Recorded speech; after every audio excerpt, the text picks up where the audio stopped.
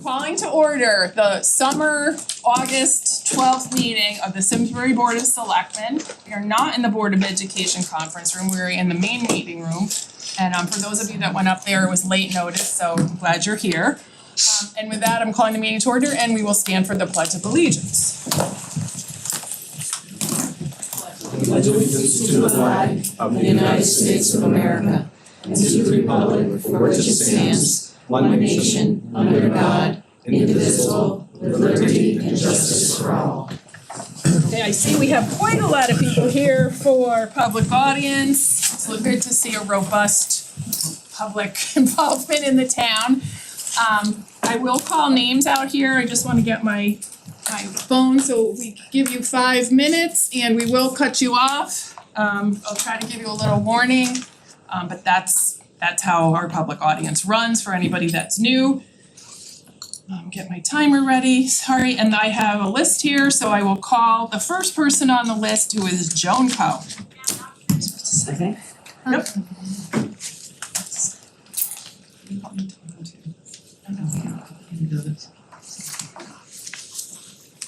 Joan Coe, 26 Switchcomb Drive. On January 24th, 2024, I requested through an FOI request all workplace injuries in the town, Police Department, Board of Education. My request was delayed by Deputy Town Manager Tom Fitzgerald, who told me he was very busy. He had to gather the information and many other delaying tactics over many months. On August 2, 2024, I finally received a list of injuries and the department, not the 301 reports. All the time, Town Manager Mark Nelson was aware of the delay and did nothing to expedite my request in violation of the Freedom of Information Act. OSHA requires 300, 300A, and 301 to be filled out with workplace injuries.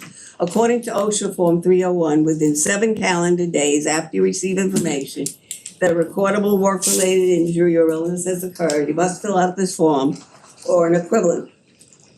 According to public law and Public Law 91-596 and 29 CFR 1904, OSHA's record-keeping rule, you must keep this form on file for 5 years following the year to which it pertains. These forms should be readily available. Background of Tom Fitzgerald. This is a picture of Tom Fitzgerald. The news release of Mansfield, Thomas Town Fitzgerald, has been selected as Town Manager's Office graduate student intern. Tom is pursuing his master's degree in public administration from the University of Connecticut. He graduated from UConn with his bachelor's degree in history in May 2017. Tom begins work in the Town Manager's Office in Mansfield on July 5th, 2017. Tom Fitzgerald in 2020 was employed in the Town Manager's Office in Simsbury and had an annual salary of $67,210 following Town Manager Maria Capriola from Mansfield. With the resignation of Town Manager Maria Capriola May 1st, 2023, Tom Fitzgerald assumed additional duties, finally promoted to Deputy Town Manager with a salary of $118,450. At the age of 28, Deputy Town Manager Tom Fitzgerald has continued his level of incompetence. Throwing money over failed leadership does not create better management. I'm just going to Town say that Manager for the Mark record. Nelson stated that But I Tom won't Fitzgerald stop. is getting training, although much of his mentoring was under the failed management of Town Manager Maria Capriola, and nothing has changed. The residents of Simsbury deserve professional management from the Town Manager's Office, responding to requests in a timely manner, not excused for poor management. On August 2nd, 2024, the New Haven Register published a story on the damage to Simsbury Meadows grounds from the Circus Circus event. The Circus Circus crew left some deep gouges in the field as it removed equipment and recreational vehicles from its recent show. Nelson said he toured the grounds Thursday with other town officials, and they determined the most damaged areas will be cordoned off with caution tape to keep the audience safe. So Let's Sing Taylor scheduled for Saturday night. The event had limited attendance of 2,500 attendees. Nelson said the Arts Center has retained a contractor to handle that, and town staff may help out if needed. At the time of the interview with the reporter, Town Manager Mark Nelson was aware that David Burr, owner of D.W. Burr Landscaping Design, refused to accept the job, stating that his regular customers come first and this is the height of the season. Town staff cordoned off the field with tape. Town staff and others at the time of the interview were aware that the town staff was assigned to roll the field and had a staff person assigned for the entire day. All costs associated with the restoration of the field will be paid to the town by the Performing Arts Center. Town manager Mark Nelson appeared deliberately mislead the public during the interview process. Nelson said that the circus also damaged the field when it came last year, and he hoped that the Performing Arts Center would take that into account if it comes back next year. During the hearing process for trailers on town property, Chief Ingvinson had problems with limited power to handle RVs. Town manager Mark Nelson has a base salary of $187,500. The present contract for the Simsbury Performing Arts Center is up for renewal. The Simsbury Performing Arts Center is a private organization, pays the town $2,500 for the use of the property with unlimited access. The contract should be renegotiated to favor the taxpayers and businesses that are inconvenient when thousands of people enter the town for events, creating traffic jams, park and business areas, and require unlimited police services. The town should remove the most favorable status for the Simsbury Performing Art and draw up a contract that makes them pay for play, enforce the town policy. Thank you, Joan. And pay the town for the use of the land. All my Thank you, comments Joan. will be posted on Simsbury Pat and Twitter at Joan Poe. Thank you. Okay, thank you. Now I we was have right on time. Newhouser. Please state your name and your address, thanks. Okay, Herbert Newhouser, 4 Owens Place, Simsbury. I'm here about the microburst that happened last Friday in our neighborhood. What have you done to advocate to, I heard through Mark that the federal is not gonna step in, but what have you guys had done to approach the state about getting a disaster declaration declared by the governor? What have you done? What individual contacts have you made as a group? What individual contact, what group contacts, what individual contacts have you made? I drove through the neighborhood. I'm in the area, but I'm not right in the Somerset, Winterset area. That's devastation like I've never seen. My home has great damage. My damages are significant. That means that I pay at least the deductible before my insurance reimburses me. How many homeowners are affected by this microburst? That area has homes that are probably significantly more valuable than mine. Mine is in the $500,000 to $600,000 range. I lost a tree, a big tree in our yard. I was mowing lawn 5 minutes before that tree came down in exactly the spot that it came down. I've had it removed by Warners, and I don't know what the bill is at this point. If a homeowner doesn't have any insurance, where are they? Lose their house? Some houses got hit by trees. Some trees are down. I'm 87-year-old senior citizen with a fixed income, and the impact on our family is great. The storm impact in the towns of Granby, East Granby, and East Windsor, I noticed in the news, is up there. So we're not the only town. Have we reached out to other towns to try and group our appeal for a declaration with them? My experience with the Weathersfield tornado years ago, I saw what devastation went on there. I'm sure they got state aid from that situation to get over it. Somehow, damages were mitigated for those people, I'm sure. I ask that you address the issue of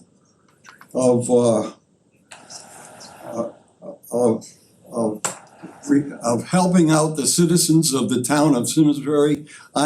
I pay taxes here. I don't expect you to go in my yard and repair my problems in my yard. But I do expect that as a group, when a natural disaster happens of that significance, that people will step up and approach the people on the state level and get some action. This is a big time town, and this is a big time disaster.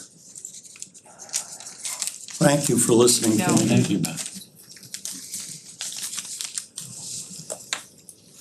Okay, next I have Fabio Colmer.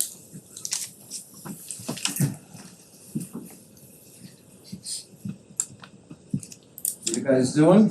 All right. Okay. Just wanted to, I didn't know how this worked, just wanted to say my piece. So for one, I will agree with the statement you made about the FOIA. There's 20 days to fill out a FOIA, and that needs to be met. So the main reason I came here, for the property that's for sale for $15,000, I was reading through all of the pages of the zoning declaration, and I sent an email to Tom, and I said, if I offer $15,001, can I buy this? So then I started thinking, well, for the betterment of the town, which this meeting is for, that piece of property should go out for bid, so other people may have the opportunity to also buy it in a fair market price. I saw the assessment, I saw it's not a buildable lot, but I think for the fairness of the town, it should go out. Maybe other people wanna pay more money for it, which would go back into the town's budget. Now, another statement, there's something in the zoning declaration in the Simsbury town about the gender of a particular animal. So if someone wanted to change the way something is written within that statement, I was here for information on how to do this. I realize this is to discuss your issues, That's not. so we'll deal with that later. But my issue is something in the zoning manual, I'll deal with that one next meeting. That's it. Thank you. Thank you. Gender of an animal, thank you.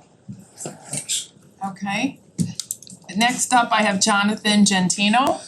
I'm not speaking, I was just signing in. Well, welcome, Jonathan. Thank you. Don Tuller.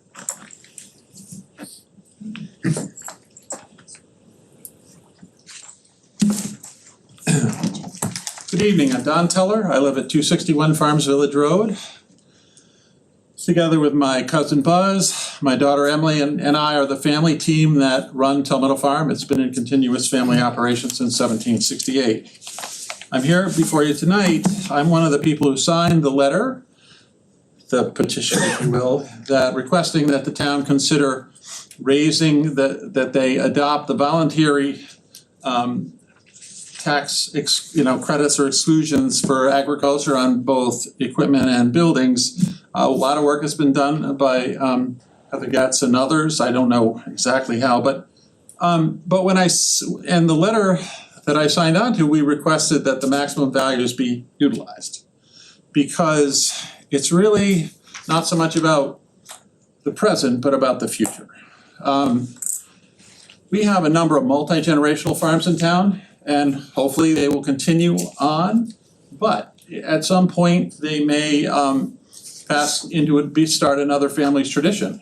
And also, one of the things agriculture is extremely dynamic, so things change and investments have to be made. And if someone were to put in a reasonably sized greenhouse with environmental systems and advanced growing systems, it would be hundreds of thousands of dollars. So having a maximum of $250,000 for the total property tax credit is pretty low. There's a lot of farms in Connecticut where the development rights have been purchased, and the farmer owners are coming close to aging out, and they're not gonna have family members to take it over.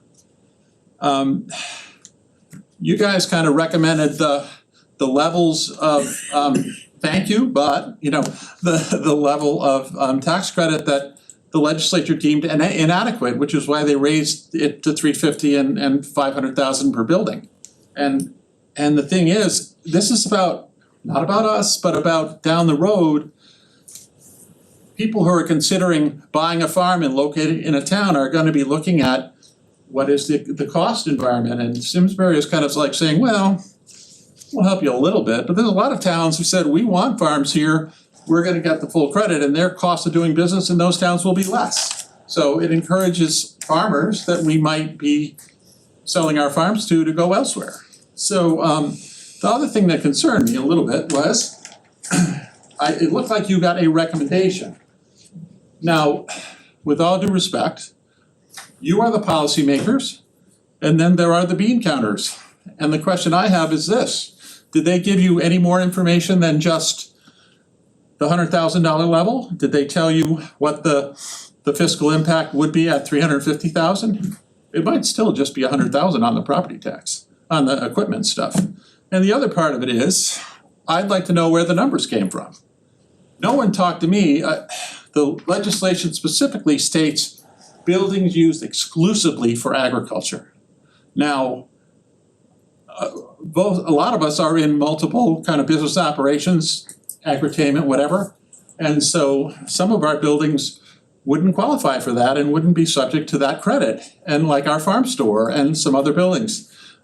Nobody talked to me about what my buildings are used for. So I'm curious about what information was used by whether it's the tax collector. I really feel that it could easily be the fiscal impact could be grossly overstated relative to the number of buildings that might actually qualify for this. So as much as I would appreciate it if you could consider not taking action on this necessarily tonight, but in very short order, getting better information together. I'll be happy to work with any of you. I think the other farmers in the room would be willing to work with you or whomever is doing the analysis to try to get you the best information. So, but you should be looking at the level that has been recommended and higher levels up to the max to see what is the true economic impact.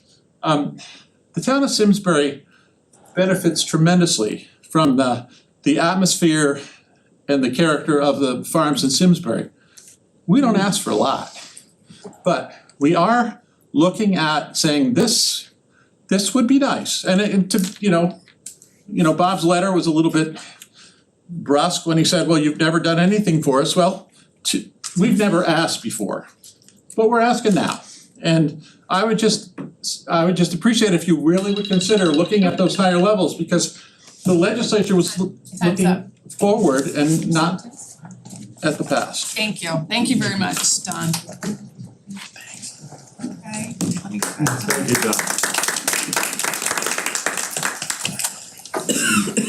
hold on one second. The next person I have here is Carol Tuller, or Emily Tuller. No, we Oh, just you just signed? Okay, well, welcome. I was gonna say. In support. Anybody I else? support them. Okay, thank you. For you all. Okay, you didn't bring us ice cream? No, I'm sorry. Get it. So Diane, Not with that recommendation. okay, well, Diane Nash.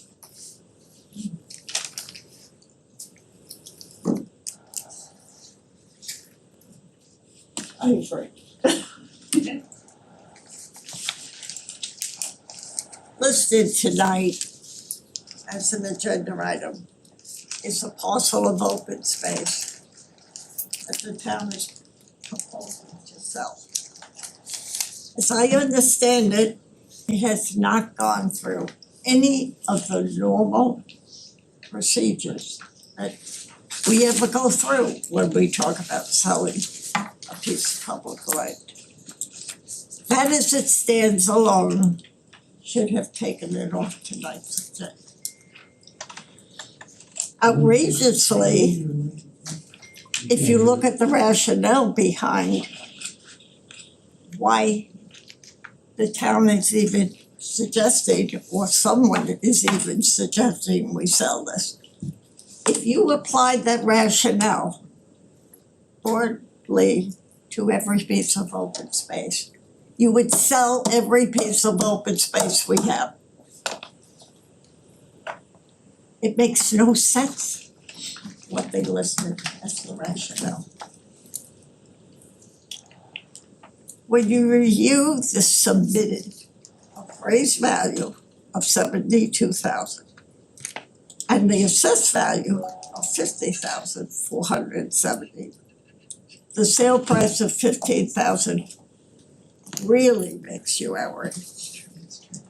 So I respectfully ask the selectmen to stop this process immediately and investigate how did it get this far before open space was asked, informed? Who came up with this? And as the gentleman said, I too thought, I could get a couple of people together, maybe we offer 20,000. Are we in a bidding war? Is that the way the process is gonna work? The selectmen are being asked tonight, I'm using the words in the agenda item, to support the sale of this piece of land. You're asked to support it, send it to planning to endorse it, and if they do, it then goes to the town manager to execute a sale. That's the way the process works. It doesn't go to public hearing. This is public land. It is in public trust. If we lose the trust, we lose a lot more than the land. So, I ask, because I've asked some of you individually, and I heard, no, this is simply a referral. We're asking you to refer. And then I copied the exact words of, if the board, action asked from the town manager, the action required of the Board of Selectmen. If the board supports the sale of town-owned property, the following motion is in order. Move effective August 12th, tomorrow, to refer the proposed sale of town-owned real property, gives the statute number, to the Planning Commission pursuant to CGS Section 824. And upon a favorable recommendation of the Planning Commission, who has no authority, you're an advisory commission. But upon a favorable recommendation from the Planning Commission to authorize the town manager, Mark Nelson, to execute all documents and take all action necessary to effectuate the sale of said real property. That says to me, if you refer this to planning, you have lost all control over this property. So I ask you either to defer any statement on it, or Thank you, go back to the drawing board and find out how this happened. thank you, Diane. Thank you.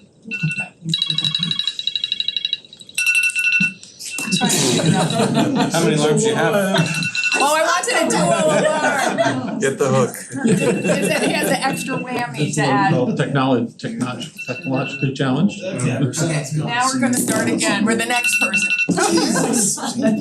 Or the horse races. Okay, hope everybody's here for the evening, so. I just got rid of mine. Okay, the next person I have on my list is Ellen Gilbert.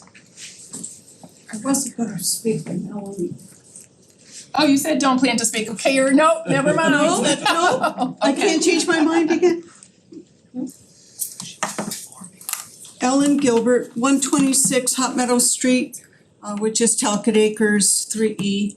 About the sale of the open space property, seems to me that the town has in the past voted on purchasing open space. So, as I heard in the meeting in somebody speaking, that why haven't we had a town hearing about this purchase slash sale?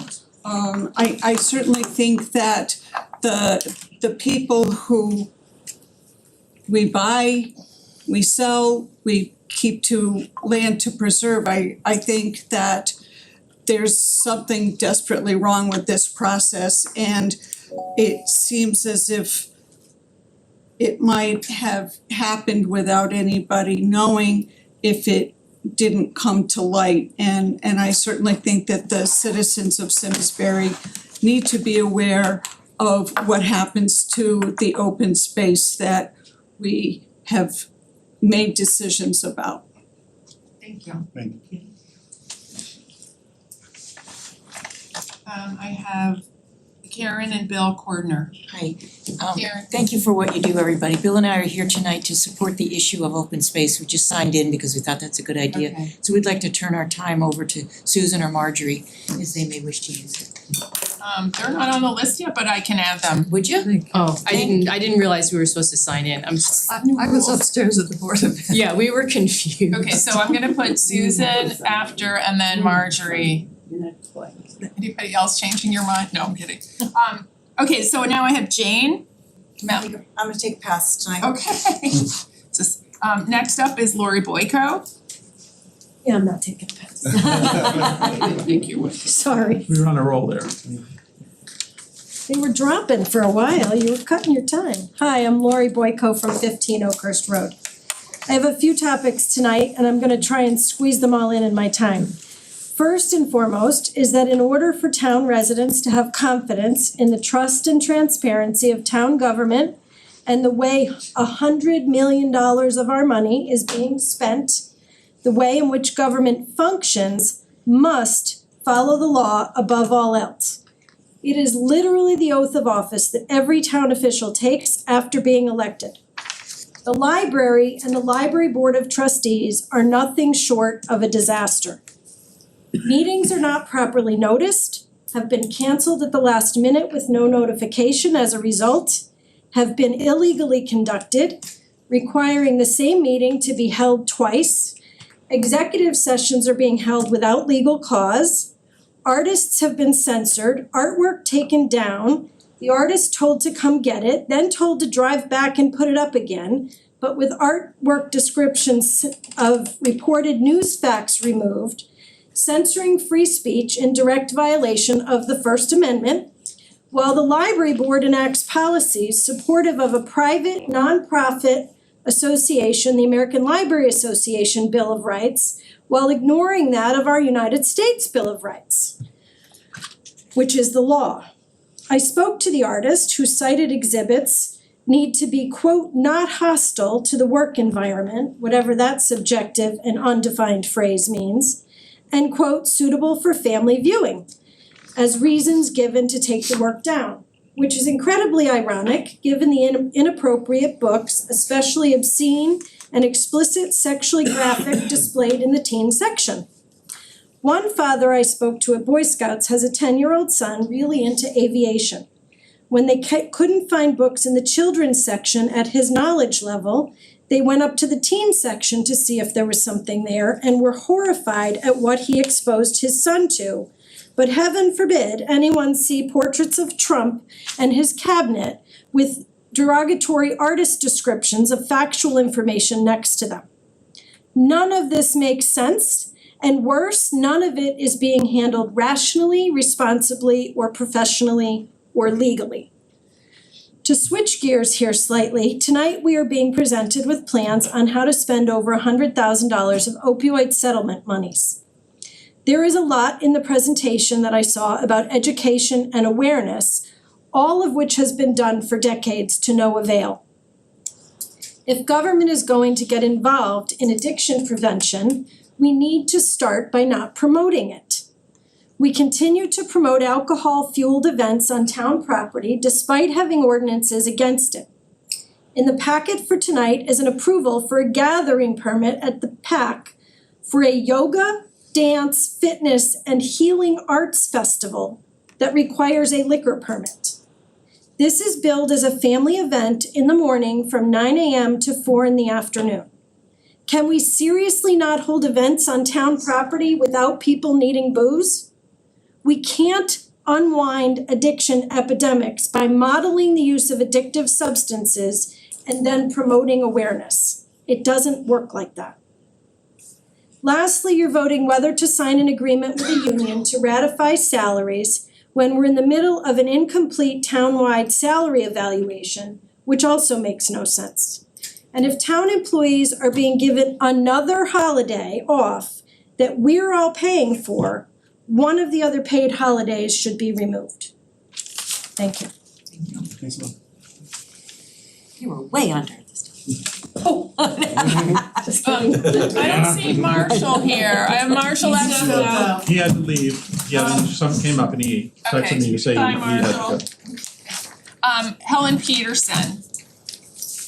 Thank you. Give me a minute. Sure. Alright, ready? I was under, so you take all my time. No, there's no sharing of time. I mean, just to get to the podium. Oh. Well, we don't count that time. How's it going? Good, how are you? Thank you for your patience. Just sign. And I was upstairs for 20 minutes too, and it's a good thing I saw the sign-up sheet as I came down. We apologize. It was a last minute move It's okay. to accommodate all of you. Good evening. Good evening. Although on occasion I do check in with you as an observer of your meetings, on SCTV. So I've not had the pleasure to speak before you to congratulate you in person. It's been a while upon your election to serve our community. Thank you for serving. And Mr. Nelson, welcome and thank you for joining our community. Thank you so much. So, I hope each of you are enjoying your tenure. Tonight I speak to item E on page 2 of your agenda. The referral to Planning Commission for an 824 review of the proposed sale of town-owned real property. I noted the item as I reviewed your agenda on Friday, as is my habit. Some habits don't die easily. I've been a member of the Open Space Committee since its inception. That's 25 years now, but tonight I speak to you as an individual to this issue. So as a member of the committee, I served 7 or 8 administrations. So I feel responsible to all things open space and to you especially. Now, the committee was established, as in our code, as an advisory to the Board of Selectmen. And I've taken my duties seriously. This parcel hasn't come up just now for the first time. It's been discussed several times in the past. And most recently, it was discussed during the POCD update. So it's not new to me. It may be new to a lot of the citizens of Simsbury. But it's my job to pay attention to all things open space. Whether or not I have agreed or disagreed to the sale of this parcel by the town, that's not the issue just now, but the due process for governing is. I'm questioning this action, item E, page 2, as it's stated. The 824 review by planning, it's a statutory requirement, yes. It will have its public hearing, yes. But respectfully, all things open space need to be considered, that are going to be considered by you, should and must go to the Open Space Committee first. Others have spoken to this issue tonight, but I really would like you to consider only one important reason that process and due diligence in all things open space is our responsibility, and that is to respect the public trust, not just to the people of Simsbury. Let's see, how should I say this? The people of Simsbury have supported conservation as a first priority. But consider that we can't do it alone. Consider that we have agencies that we have asked for help. One being the Trust for Public Land, and it has served us 3 times over. The people who support the Trust for Public Land are individuals. They are the public trust as well. Accessioning land has its requirements, has its regulations. We have not yet, and we should have, approved that had, let's say, a draft that has been discussed before about deaccessioning. And it is important for us to have the opportunity to do that. Now, this parcel is documented for your information. Just a half a minute left, Helen, I don't want, you only have a little bit of time left. Okay, I've got one little I have to paragraph be, left. okay, sorry. This parcel is documented in the municipal book, the Inventory of Town Property. And there are many classifications of our town land. And we must be very careful to consider any and all classifications of parcels the same. So I respectfully request that your action tonight on agenda item E, page 2, be deferred, and that you refer it to the Open Space Committee first. And I look forward to discussing the merits of such a sale or any sale with you at the time. Thank you, Helen.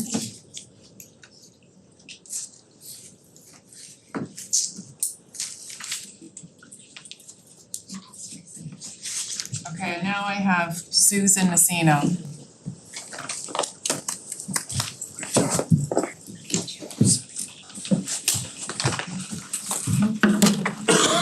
Good evening. Okay, I have 3 items. First, I'm here on behalf of the Grange. We got a Sustainable Connecticut matching grant for wildlife education. And I forgot an item at my desk. Mike, can you pick up my free wildlife deterrent kit? It's on the chair next to you, Katie. Yes, so the Grange is giving out free, the wildlife education grant is for beavers and bears. We're giving out free wildlife deterrent kits with information. You can pick one up at Simsbury Farms, thank you very much. At any Grange events, and I'm happy to give you one. We're also giving out free, each kit has some information and 2 bear whistles. We have jars with bear whistles at several locations. West Street Wines, I'm spacing it right now, but sorry about that. The other locations, I honestly can't remember because I'm rushing. And we also have found, this is the main point, we have found the ideal bear deterring bungee cord for your trash can. So you can get a bear-proof trash can for an extra fee, either from Payne's or from All Waste, or you could get this green bungee cord. It's a 48-inch green bungee cord. If you want one tonight, I'll give one to you. I'll pass around the bear whistles. This is how you attach it. Here's the front. You attach it to the handle at the back. It's quite tight. Whoops. And I think it will deter the bears. We've tried it at my house. We don't have any problems now. Keep it in your garage. That's better. Item 2, I want to support the farm items that are on the agenda tonight. And I want to bring up another one on, I believe, the state statute for affordable housing. I think seasonal farm housing might count as affordable or something. But some of our, and there's also a tax benefit that's not on the agenda for housing for farm workers. And if we're going to kind of pass a farm tax thing, I think we should consider the housing issue also, because some of the farms in town do house people affordably. And then the third issue, some of you may know I'm on open space, and I just want to, like Helen Peterson, I take the land and water very, very seriously. It is the foundation of everything. And so any kind of sale would have to be shown to be in the benefit of the public trust. And we have a big checklist on open space that we would go through to make sure that there's a net benefit to the public. Of course, I did drive by the property. It's kind of a mowed area. On the previous open space inventory, it says the neighbor was mowing it. I don't know if maybe that's not happening anymore.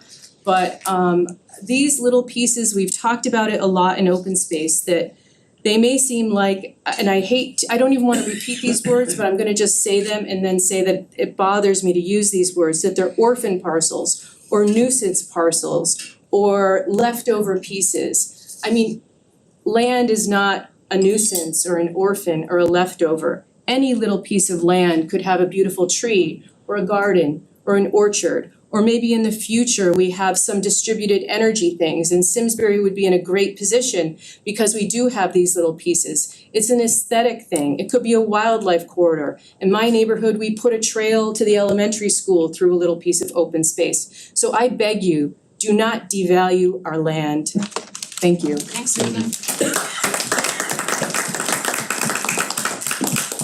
Okay, I think the last person I have is Marjorie.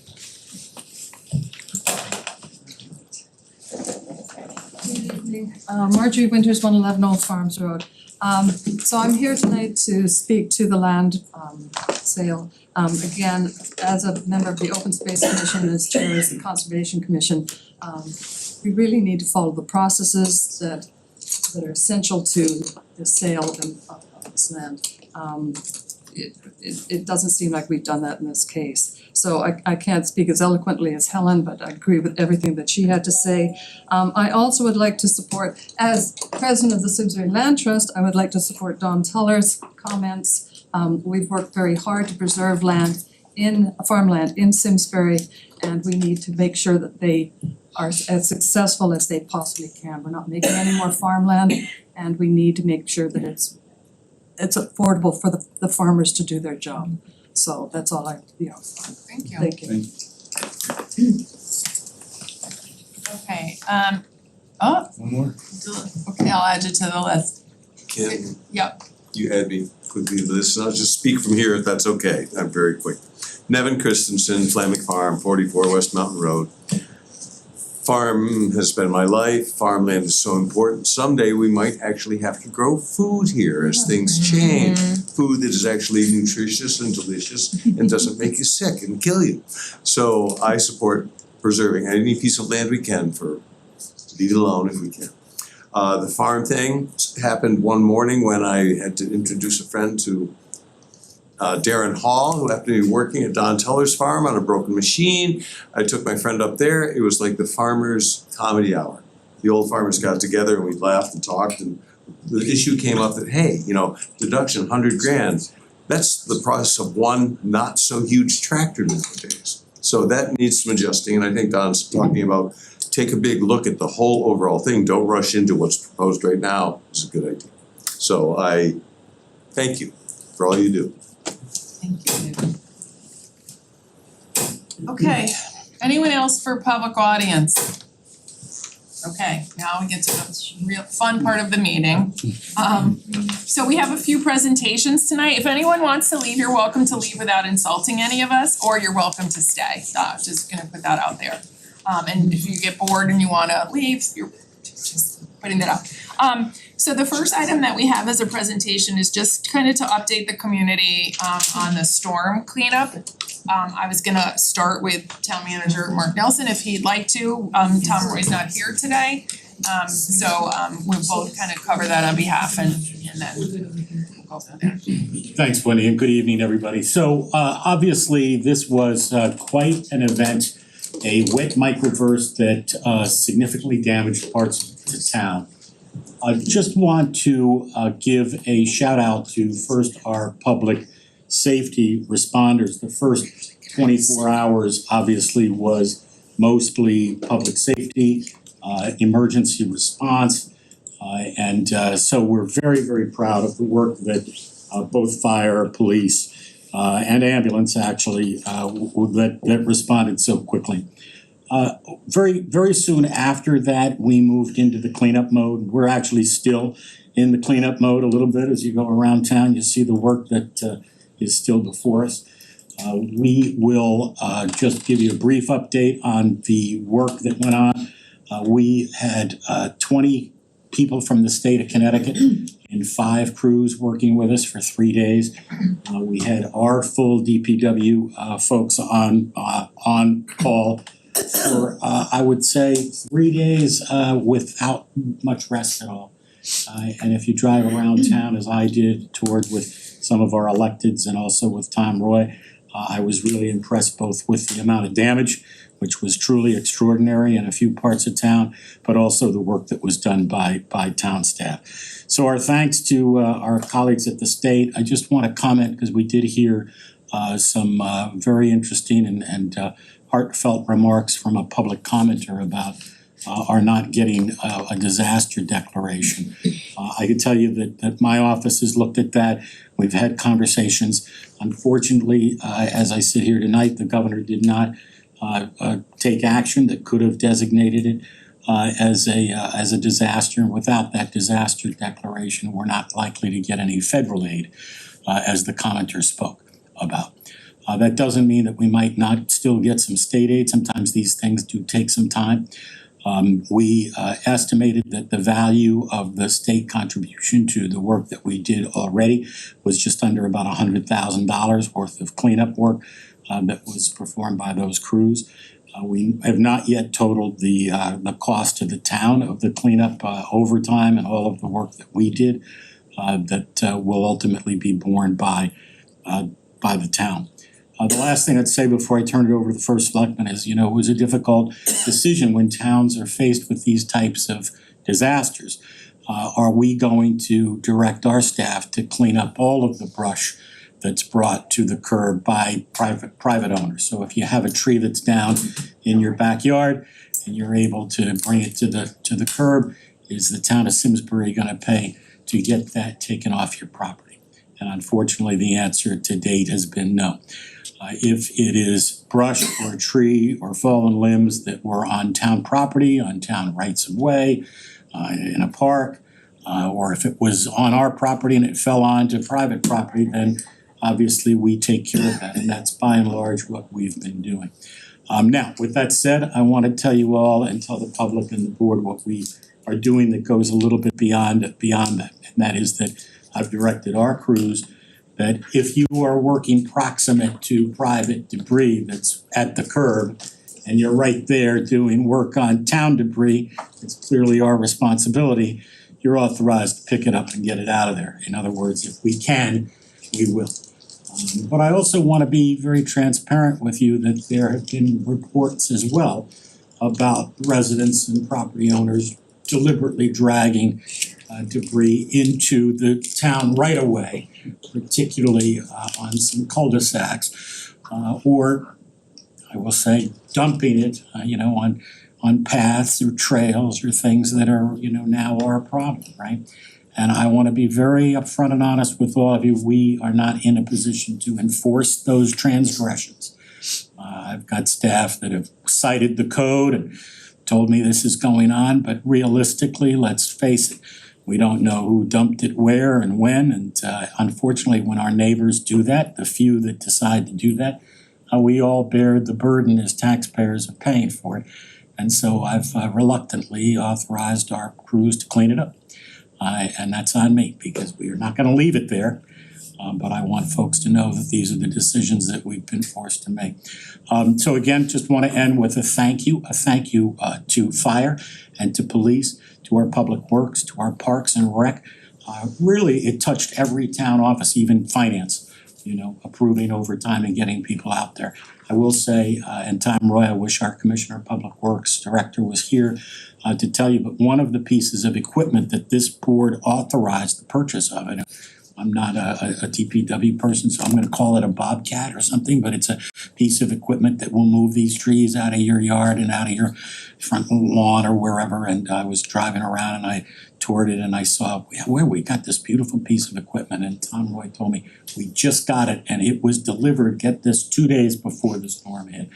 And it was out there, earning its pay and earning its keep. So I want to thank this board and others that approved that request as part of the CNR and our capital budget, because we were better prepared because Tom put in a request for that and he got it. So and with that, I'm going to turn it over to our first selectman, who I know toured the damage, and also our public safety chair, select person Getz. So Mark said a few other things. I did want to give some numbers from what I heard last from Tom Roy. There was about 430 properties that were impacted by downed trees. 30 of those were homes that were hit by trees, and there were 20 cars hit by a tree. Just to put that in perspective. I do wanna say that we did, the governor did call us and ask us what they could do and help us with on the day of the storm. After we had surveyed, I was invited by our state representative Melissa Osborne, who brought out federal help with our Congresswoman, Johanna Hayes, to tour the devastation. And to be honest with you, the neighborhood that I live on, you would never have known there was a storm, so it was pretty much eye-opening to a lot of us to really understand the extent of the damage unless you saw it, and because it was in pockets of neighborhoods. So the governor did call us to see what he could offer. I spoke with our public works director at the time. They sent us 5 crews of chippers and buckets for 2 full days with no cost to the taxpayers or the residents, I guess, other than your state taxes. And they also stayed an extra day to help us, and that Tom's crews were out to do what they could. We did open the landfill. I know it's not a big thing, but if you were able to get your debris to the landfill, it was free of charge to do that, if you could have called a friend to do that. The other thing that we highlight is there were no serious injuries, that we were all thankful for, that no one was hurt in this event because it was very localized. Power was back up by Monday. That's only 2 days after a storm like that to a good majority of the residents. So we did have some successes in this. I understand that people are still devastated by it. The other thing is that I saw today that the trails have been opened up. I think most of them are opened up. Some had down trees on them. I'm not gonna point anybody out here. But we were taken by surprise by this. The emergency operations manager was called in on Friday night with the police, the fire company, to discuss and how to handle this. But again, I don't think anybody, until they were out there, understood the impact and the devastation. With that, I would like to just give our public safety chair an opportunity to weigh in and provide some comments or thank yous. Yes, so obviously you received a lot of detail from our town manager and for Selectmen. But as public safety chair, I would just like to extend a heartfelt thank you to our dedicated police, fire, EMS, public works, parks and recs department. And in addition, our library staff, they stayed open longer and allowed residents to get there who didn't have Wi-Fi. And I know there were just a number of volunteers. So we're just really thankful for their exceptional hard work and collaboration. The one thing that I've seen as public safety chair is just the relationship that all of these departments have with each other is what really makes them successful when it comes to emergencies like this. They are ahead of schedule, but there's still a lot of work that needs to be done. And so they're just still working to navigate through that. But it's just, we're very thankful that they've been able to keep us safe. Thank you very much. Okay, with that, we're gonna try to keep moving forward, and we are going to have a presentation on housing strategies presented by George McGregor. And just to weigh in, Mark, this has been shared with the Simsbury Housing Policy Advisory Committee, this presentation. We're actually meeting Wednesday, and we also let all the members of the committee know. Yeah, no, we knew that okay. Oh, yeah, that George is doing it, yes, that's right. No, we let them know this was being presented here. We did, yeah. Okay. And you could keep under 15 minutes presentations. It's well abbreviated, Madam Chair. Okay, thank you. Good evening, everybody. Yeah, so this is gonna be kind of a breezy topic to topic presentation on elements in development in the community, elements of housing strategy, elements of our approach to affordable housing. Each and every one of these topics I would love to come back and spend a little bit more time on, but today we're gonna be at 50,000 feet for sure. Okay, so as I said, we are gonna walk through 10 minutes worth of a snapshot in the town of Simsbury. We're gonna talk about some selected data and trends. We're gonna talk about current projects and pipeline. So just kind of give you a sense of some numbers out there. Talk a little bit about the policies that we have adopted in the POCD and through other means, and the strategies that we've begun to use and initiate through our Affordable Housing Committee that you've appointed, as well as the Zoning Commission and the Planning Commission. And I'll finish with a brief update on affordable housing numbers and the effects of 830G in the state appeals process. Okay, so just some simple numbers. 2020 census had us grow the town of Simsbury to 24,517 people. Not many towns in Connecticut grew during that period, so we did see some growth. A lot of it was in migration. We did build a number of units during that period from 2010 to 2020. We've added 3,356 people since 1980. So that is stable growth. That is not rapid growth or fast growth. It's fairly stable. In fact, it's less than like 0.4% a year over that 40-year period. Now, in that same 40-year period, we also added 3,220 housing units. So almost the same number of housing units as we've added people. And we'll talk a little bit about why that might be when I talk about some trends. So 10,000 units overall. Great majority of those are single family. Great majority of that percentage is also owner occupied. We have about 25% of a mix of multifamily housing types, so that could be apartments or duplexes or triplexes, but by and large, they really are in kind of a multi-unit apartments. I always think when we're talking about growth numbers and projections, it's always good to just check in what school enrollments are, just so we have a sense when we're talking about data. This is from the school district. It's a slide that they used or have used in the past. 12-year period between 2012 and 2023. You can see that our school enrollment, again, has been fairly stable over that period of time. A little heavier in the early 2012s and then up to 4,100 today. New housing permits. Let's talk kind of shift to current conditions. So fairly steady up through 17, 18, 19, and 20. But I would obviously direct your attention to the last 3 years, kind of a quiet period for development. So this is new housing permits issued. There may have been units that have received occupancy in 22 or 23. This is new permits issued. We've issued only single-family permits in that year, 20 single-family permits in 22, 8 in 23, and only 5 up to this point.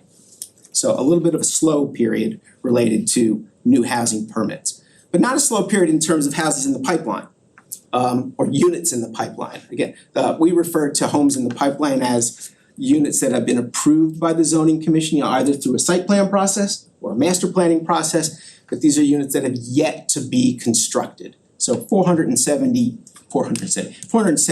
that have yet to be constructed over that period. We do expect the Barber Cove project. There's already been some activity out on the site on Einhorst. There's some infrastructure out there, some water and sewer stuff. So that should start over the course of the summer, we hope. And then we do expect the Vessel project on Hot Meadow Street, 42 units, the affordable project, to begin later this summer and early fall. Trends. I spoke about trends, and then this is a topic that we should come back and talk about and get more data and really get an understanding. But I just wanted to briefly go over trends that may that will likely impact housing and the kind of housing we provide and will affect our strategies. So these are national trends, but they also apply locally. And I will be as simple as possible here. We are getting older. We are marrying later. We are having less children. And when we have less children, we have them later into our marriages. Or not, or outside of marriage. Our households are getting smaller. And there's no faster growing category than the rise of the single person household. And that will have significant impacts on the demands of residents, future residents, and how we think about housing. You got charts and graphs there. I really did that just to show that it's supported by the data supported. But again, just to go one example, average household size in the town of Simsbury. In 1980, it was 3.09 people per housing unit. Today it's 2.56. Nationally, in 1970, 70% of our housing units were comprised of married couples. Today it's 49%. It's nationwide. So these are things we need to think about in terms of what those changes are and how they affect demand. Okay, strategies. we are doing a great deal in this community as it relates to developing housing strategy to meet the needs of current and future residents. I wanted to show this overarching principle. It comes from our plan of conservation and development, which was approved this year. And the update was effected on January 1st. I do like always to say that document won a statewide planning award for its quality. But these are this is the primary overarching consensus policy arrived at during what was a very robust process. We had lots of community input, and that Simsbury will provide for a range of housing choices for people of all ages and all economic circumstances. That we will increase the number of affordable housing units in the town of Simsbury, and we will seek ways to meet the diverse housing needs of present and future residents. And the Board of Selectmen has led the way on this. You have appointed a housing advisory board that is currently active and at work on multi-meetings a month. And that body is considering housing strategies to come back to you with recommendations that the Board of Selectmen can get involved in. And it's not just land use policy. It could be tax policy, it could be a host of things. And Mark and that group, I expect, will come back, in fits and starts, but ultimately with a report by the end of the year with true recommendations. Zoning Commission, of course, where I spend the bulk of my day with and a lot of my time is probably the most critical of those bodies working on these implementation strategies. The Zoning Commission adopts and considers changes to our zoning regulations to help implement these strategies. And the commission went through a process in June where we took the POCD and looked at all of the recommended action items from the POCD, and the Zoning Commission went through a prioritization process and selected five housing related topics. And they're gonna work in the fall on a housing strategy toolkit and potential changes to our zoning regulations to get at that overreaching policy. How do we provide housing for diversity of types of folks in our community? They're gonna look at multifamily zoning options. And I'm not just talking about apartments. When people say multifamily, it's like, oh, apartments. No, duplexes and triplexes and opportunities for infill and rehabilitation. We do not have a standing multifamily zoning district today. It's very hard to implement that kind of development. You're going to consider an inclusionary requirement. When I say inclusionary, I mean a requirement that each and every residential housing project would be required to provide a set percentage of affordable units in each and every project. We don't have that requirement today. Small lot starter home option, or a policy that allows folks to downsize. We don't really have a quality, or we don't have the ability to provide for small lots on small parcels. And that is the starter home market, right? And of course, we know Simsbury has a lot of large lots, and 75% of our lots are single family. So again, think about what I'm saying. These are items that the Zoning Commission is going to consider. There's going to be a public process. We will talk to stakeholders, and who knows where we end up. But these are the topics they decided to try to engage in, really as part of a housing strategy toolkit. Think of it that way. A standalone duplex option. Again, how do we get folks to enter the housing market in our community? Well, non-single family options help. And then finally, we have had success with our accessory dwelling unit regulations. We've built about 14. We've had about 14 accessory dwelling units in the last 5 to 6 years. Commission's again just going to look to make sure that we've reduced all of the barriers to folks allowing for that little mother-in-law suite, for instance, in their garage. So they're going to look at that. So let's pivot real quick to the percentage of affordable. We know that the state enabling and the state statute sets forth a goal for all communities of 10%, and there are obviously implications when we don't meet that number. But I did want to just show you how challenging it is to to move the needle at all in terms of providing affordable housing units in a community like ours. You know, in 2003, we had a percentage of 3.36. Really over 20 years, we're only up about a percentage in a couple. And that's because the way we manage affordable projects is more often than not they come with the market, and so we approve market-based units at the same time, and we don't move the needle very much. And I just wanted to highlight the current breakdown where we have 472 affordable units in our community. By and large, most of those units are units that are receiving some sort of financial assistance from a government entity. We only have 28 deed restricted units in our community, and 18 of those are rental, the other 10 are single family. So that is an area we would hope to concentrate on going forward. Okay, let's talk about reaching that 10% and how difficult it has been. As I said, we've not reached 10%. Communities like ours find it very difficult. When we don't have 10%, we are subject to what we call the 830G process. In state parlance, it's the Affordable Housing Land Use Appeals Procedure. That's a mouthful. So for towns that have less than 10% like us, we are subject to those affordable projects. Those are projects that provide 30% of their units as affordable, but they are not subject to our local zoning laws. So if you recall, we went through the vessel process last year. That was a project that did not have to meet our local law, our local zoning codes, nor really follow the regular public process, where we did have a public hearing. In addition, it's very difficult for the zoning commission to reject an application like that, or the planning commission, because the statute kind of flips the burden and makes it the charge of the zoning commission to defend its decision, as opposed to in a regular zoning application, a developer is charged with proving that it's a good project for the community. But the way out, of course, is to get 10%, or if the town achieves enough points, that is, they call them HUE points, I'm not gonna wear you out with that, but it's points for approving affordable projects. And if we get enough points, we can qualify for a 4-year period where we're not subject to 830G applications. It's not a moratorium on 830G application, it just means that those 830G applications have to meet our local standards and our local rules. So again, if we get to that point, which I'm gonna talk about in 1 second. So that's called a certificate of affordable housing completion under the law.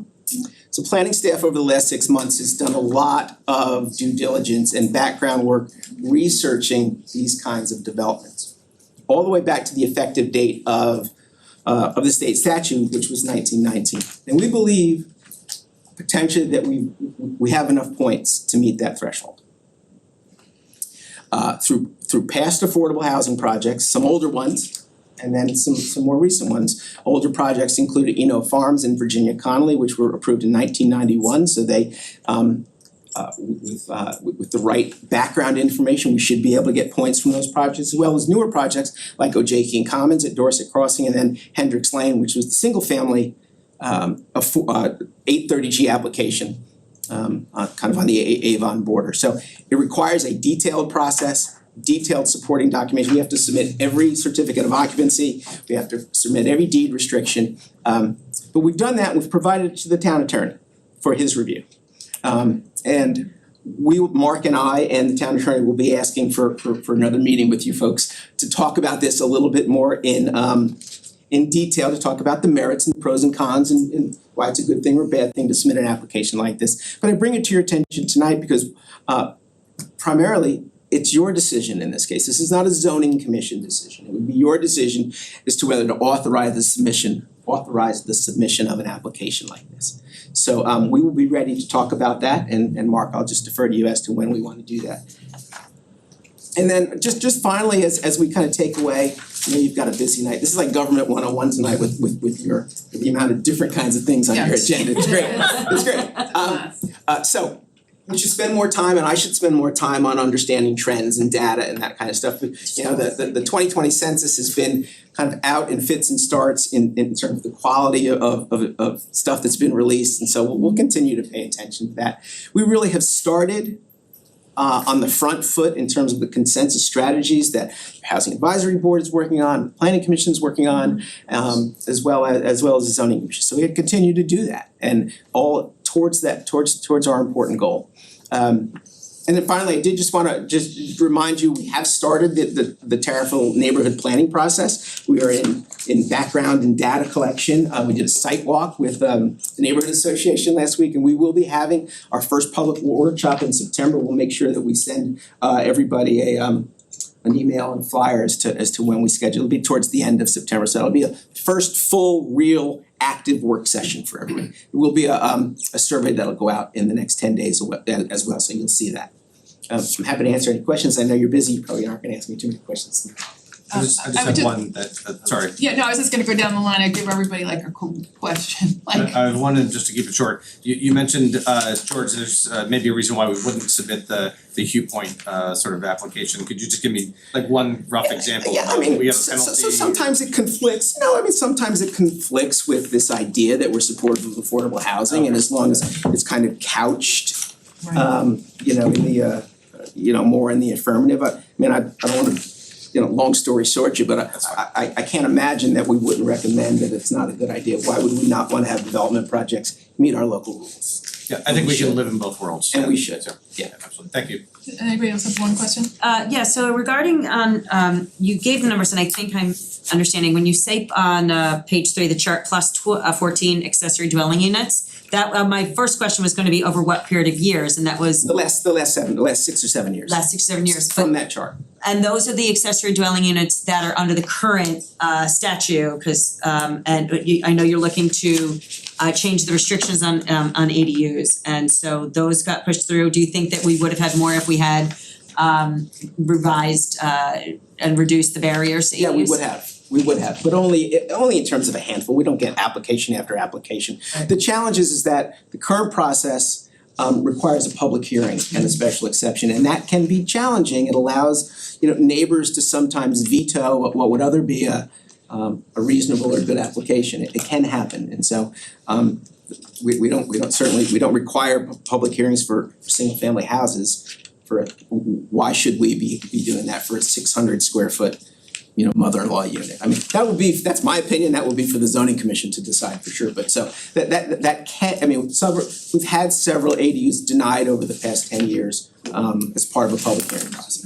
Are they looking to increase the square footage on ADUs? So no, that's not my expectation. Got it. So we spent quite a lot of time last year, working on those revisions, so I don't think they're gonna, who knows, but I don't think so. Yeah. Your numbers don't include private landlords that charge an affordable housing rate. How can we incorporate those into our numbers to have these reflect the reality of what's happening? Yeah, that's a good question, Steve. You and I have talked about that a number of times. Yeah, now making it public. That's right. That's great. There's two things in there. I think they're separate. One, I think we should probably consider a broader housing study for the community and data collection, right? I think we should certainly do that. Yes, there may be units that are considered affordable, but they're certainly not deed restricted, and so there may be folks who are kind of paying more rent than they can or less rent than they can, and so usually the point of the deed restriction is to match the renter with the unit. But that doesn't mean that there aren't units that occur naturally in the community, because there are. But I would start with getting more data. I have we're all on a question, I'm next in line. My question is on the Hugh exception, the points. You're saying that that's our decision, but we have the housing policy advisory. Would we bring that to that group so that they could weigh in? Because we did try to put a group of experts together to discuss that kind of stuff before it comes with potentially a recommendation to the board. No, I wouldn't. I think it's your call. No, I wouldn't. I mean, I really don't. I don't. I mean, sure. I guess all I'm saying is we've given them the ability to make policy recommendations to our board to kind of take that a little bit of that away from us. We would still evaluate it, but is there stuff here that should go through that group before coming to us, like something like that? Sure. Okay. Just Wendy, if I could offer, I think that's up to us. We might Yeah. ask for George's advice and counsel, we might ask for the town managers, and we've appointed this board, and we should seek their advice too. So I think that makes sense. Well, that's what I'm saying, I want their advice, He's but- not saying it's required, it's still ultimately gonna be this board's decision. Okay, so I'm kind of saying, I think that would be, we put them there to help make those recommendations and then send it back to us, if it's on that policy list, to kind of do some screening for Probably a us, smart idea. right? Anyway, that's my comment. So a question I have is, we're starting with Terriffill, we're doing these town studies. And you say that we have these goals of increasing affordable housing and different types of housing. Are we looking to do it as sort of a big overall picture of the town as a whole and doing it thoughtfully so that it's not sort of piecemealed out where we don't know what our town looks like in 10 years' time? Yeah, so that really is I think the reason to look at the neighborhood planning areas, right? So we knock those out. But the toolkit really is more designed to allow developers and business owners and property owners to have a tool or multiple tools to use that they don't otherwise have today.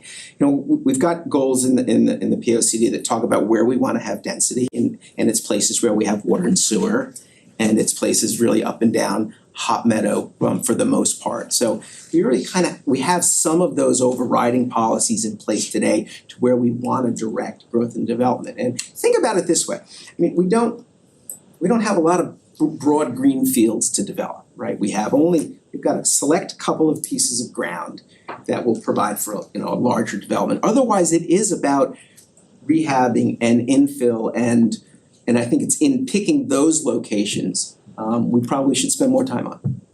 So yeah. Thank you. Chris, do you have any questions? I think going fifth, everyone else is going, so. Okay, And most of good. the questions you guys already asked. Good, that's So, always a good yeah. position to be in, they could just pass them. George, I think this was a really great presentation.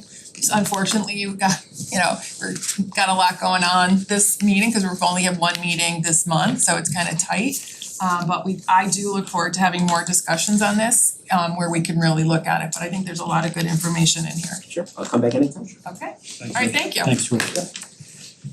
Okay, now we have Kristen, we have Kristen Formanek here to talk about every municipality in the state has received opioid funds. And the question now is, how do we use those funds? So Kristen has some discussion on some of the work she's been doing, and then we can have some questions and add some comments to the presentation. All right, well, thank you for having me tonight. I'm really pleased to bring you some more information regarding the opioid settlement.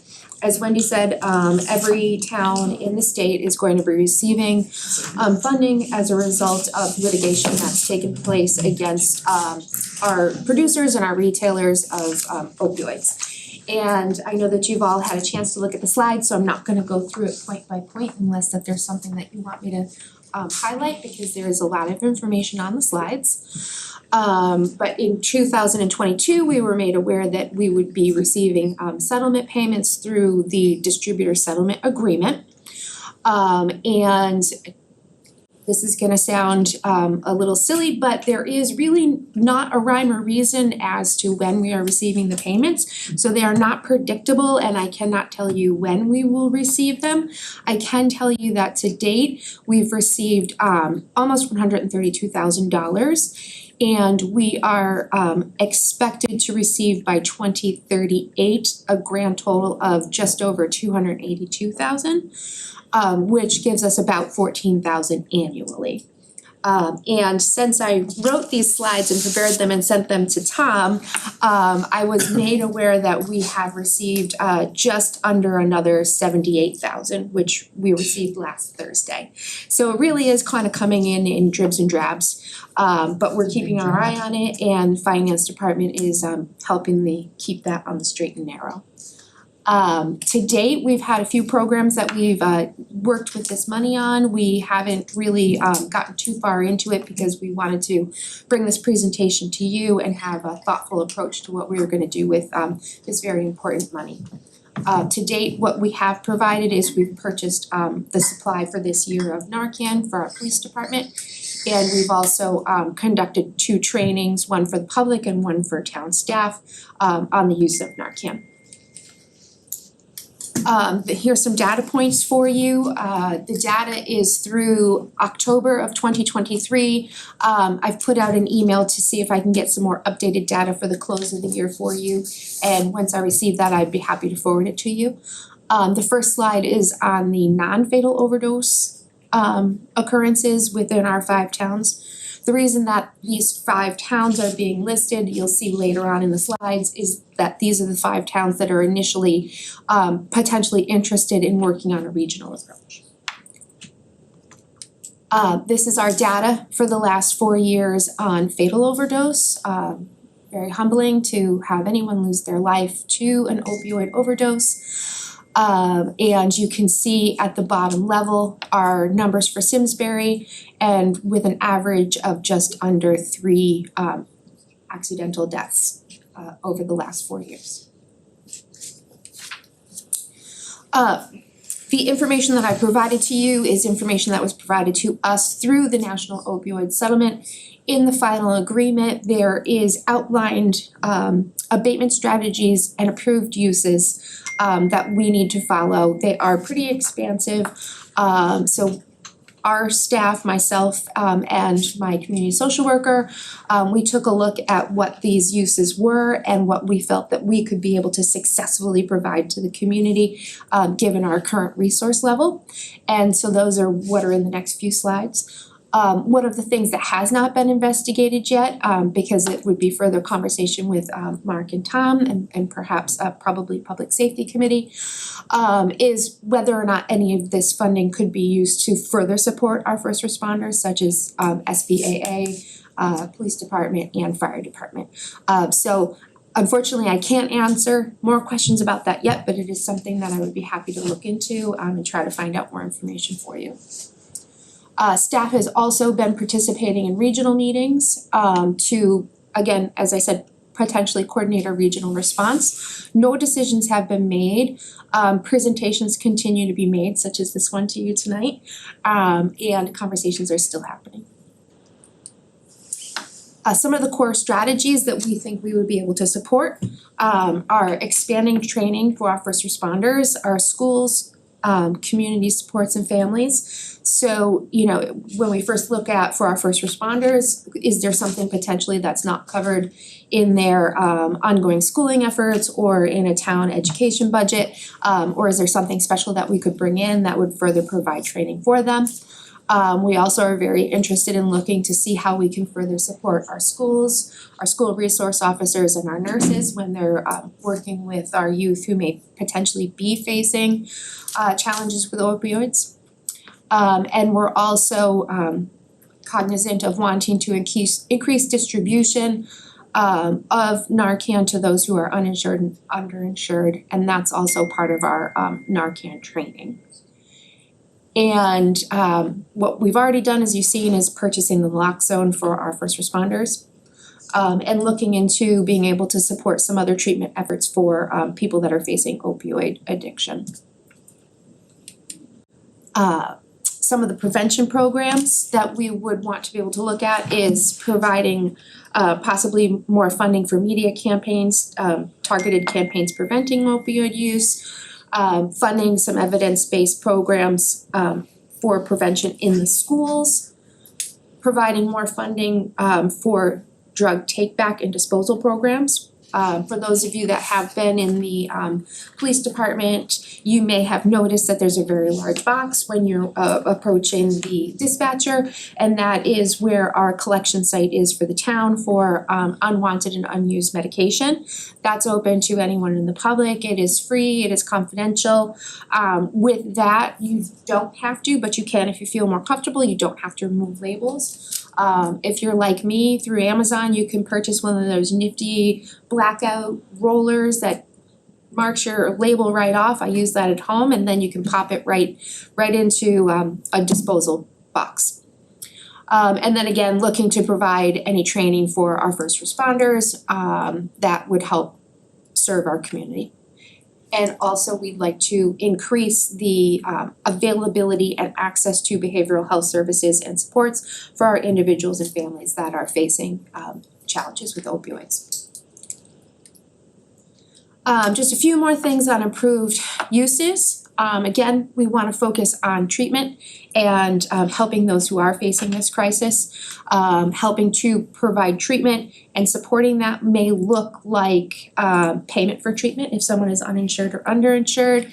It could include transportation to those services if an individual does not have a vehicle.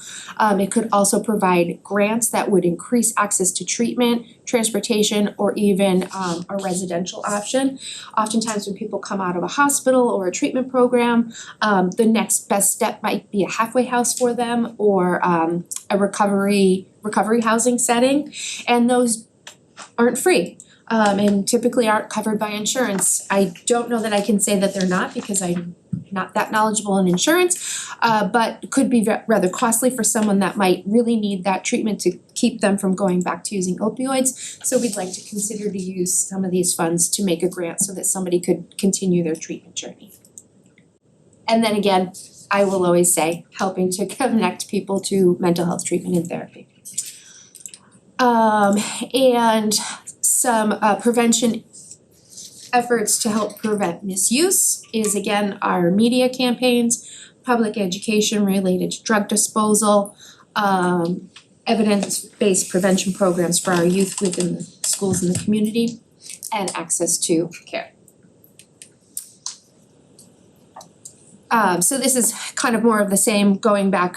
I broke it down because the document breaks it down between prevention. So that's why some of these are a little bit repetitive. So I will leave this one again with you. Now getting into our regional proposal.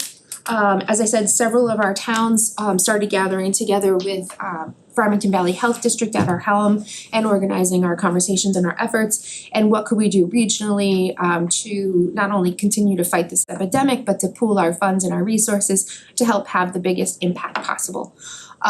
Currently, there are 5 towns that are still interested in this project. And those 5 are ourselves, Farmington, Granby, Canton, and Avon. The program that we're looking at investing in is called the CLEAR program. And this program, it stands for Community and Law Enforcement for Addiction Recovery. And that's a deflection program which helps to make access to care easier for people that are suffering from opioid use disorder or substance use disorder. And some of the things that would do, what that would look like is a partnership in developing and enhancing local law enforcement and first responders and their diversion and outreach efforts, creating further partnerships between social services agencies and first responders, and to help rapidly respond to an overdose within the community, and to implement comprehensive regional information and expand the availability and delivery of programs and services. With this program, CLEAR would be providing its own staff, so it wouldn't look like one of my social services staff responding to an overdose. It would be someone from the CLEAR staff providing that service for us. So it would be kind of an extension of services that would not necessarily be able to provide it by our department. As I said, the towns included so far in this proposal are Avon, Canton, Farmington, Granby, and Simsbury. We're still having conversations. There was a meeting last week with the Farmington Valley Collaborative, which I believe Wendy was at, where there was some conversation about this very topic. The initial 1-year budget for all 5 towns is just over $302,000. Simsbury's year 1 total is just over $82,000. From what we're projected to receive, we could potentially fund a full 3 years of this program and still have a small balance where we could use it for our local uses, some of the things that I'd outlined for you. This final number is a moving target as far as what we could afford, because as I said, we did receive more money which is going towards what we were told we were going to receive. But we've also been made aware that there's another settlement that's coming down the pike that we may also receive money from. And I don't have all the information on that yet. That's something Melissa's helping me to try to navigate. So that's where we're at now. Okay, I'll go back. Our next steps, which I was able to get a little bit more information after I prepared these slides. Our next steps is that Farmington Valley Health District and the towns that are interested are going to be working on a proclamation to prepare for the towns that are interested in working on the CLEAR project and working on a regional approach. And then if the Board of Selectmen wanted to continue on this path, we would then sign on to that proclamation, and then the towns that are interested in signing on would then work towards the CLEAR project. And as George said, this is kind of high level, and I'd be happy, as always, to continue to get more information and bring more back to you in the months to come. So I'm just gonna take the floor on this one, if you don't mind. Sure. A couple things that I just wanna say on this is, thank you for the research and the work that you've done. You know, I look at use of this fund as a policy decision that we as a board should weigh in on, given that we're getting so much money coming into our community. You know, personally like to see a lot of remediation to those that have been impacted by the opioid crisis in more ways than one. I do wanna point to just quickly on the CLEAR project. We did bring this up at the Farmington Valley Collaborative. Mike Walsh from Granby and Kathy Blonsky from Farmington brought their social services directors who did a presentation for us on it, and I wasn't necessarily sold on it. But the way they presented it was it would not use up all of our funds, you know, that quickly, and that it would still leave us funds throughout the allotments as they went. So those are numbers that we need to clear up.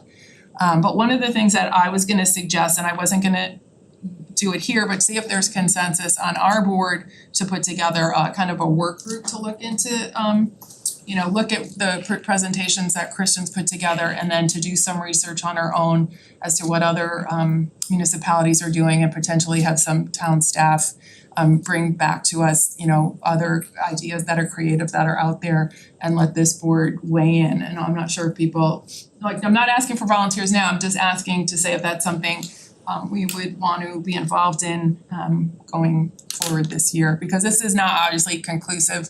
We're not ready to, I'm not ready to act on it. And I'm just putting that out there, if that's something people would be interested in doing. I'm just looking as a consensus idea to have a work group to weigh in on this before you ask questions.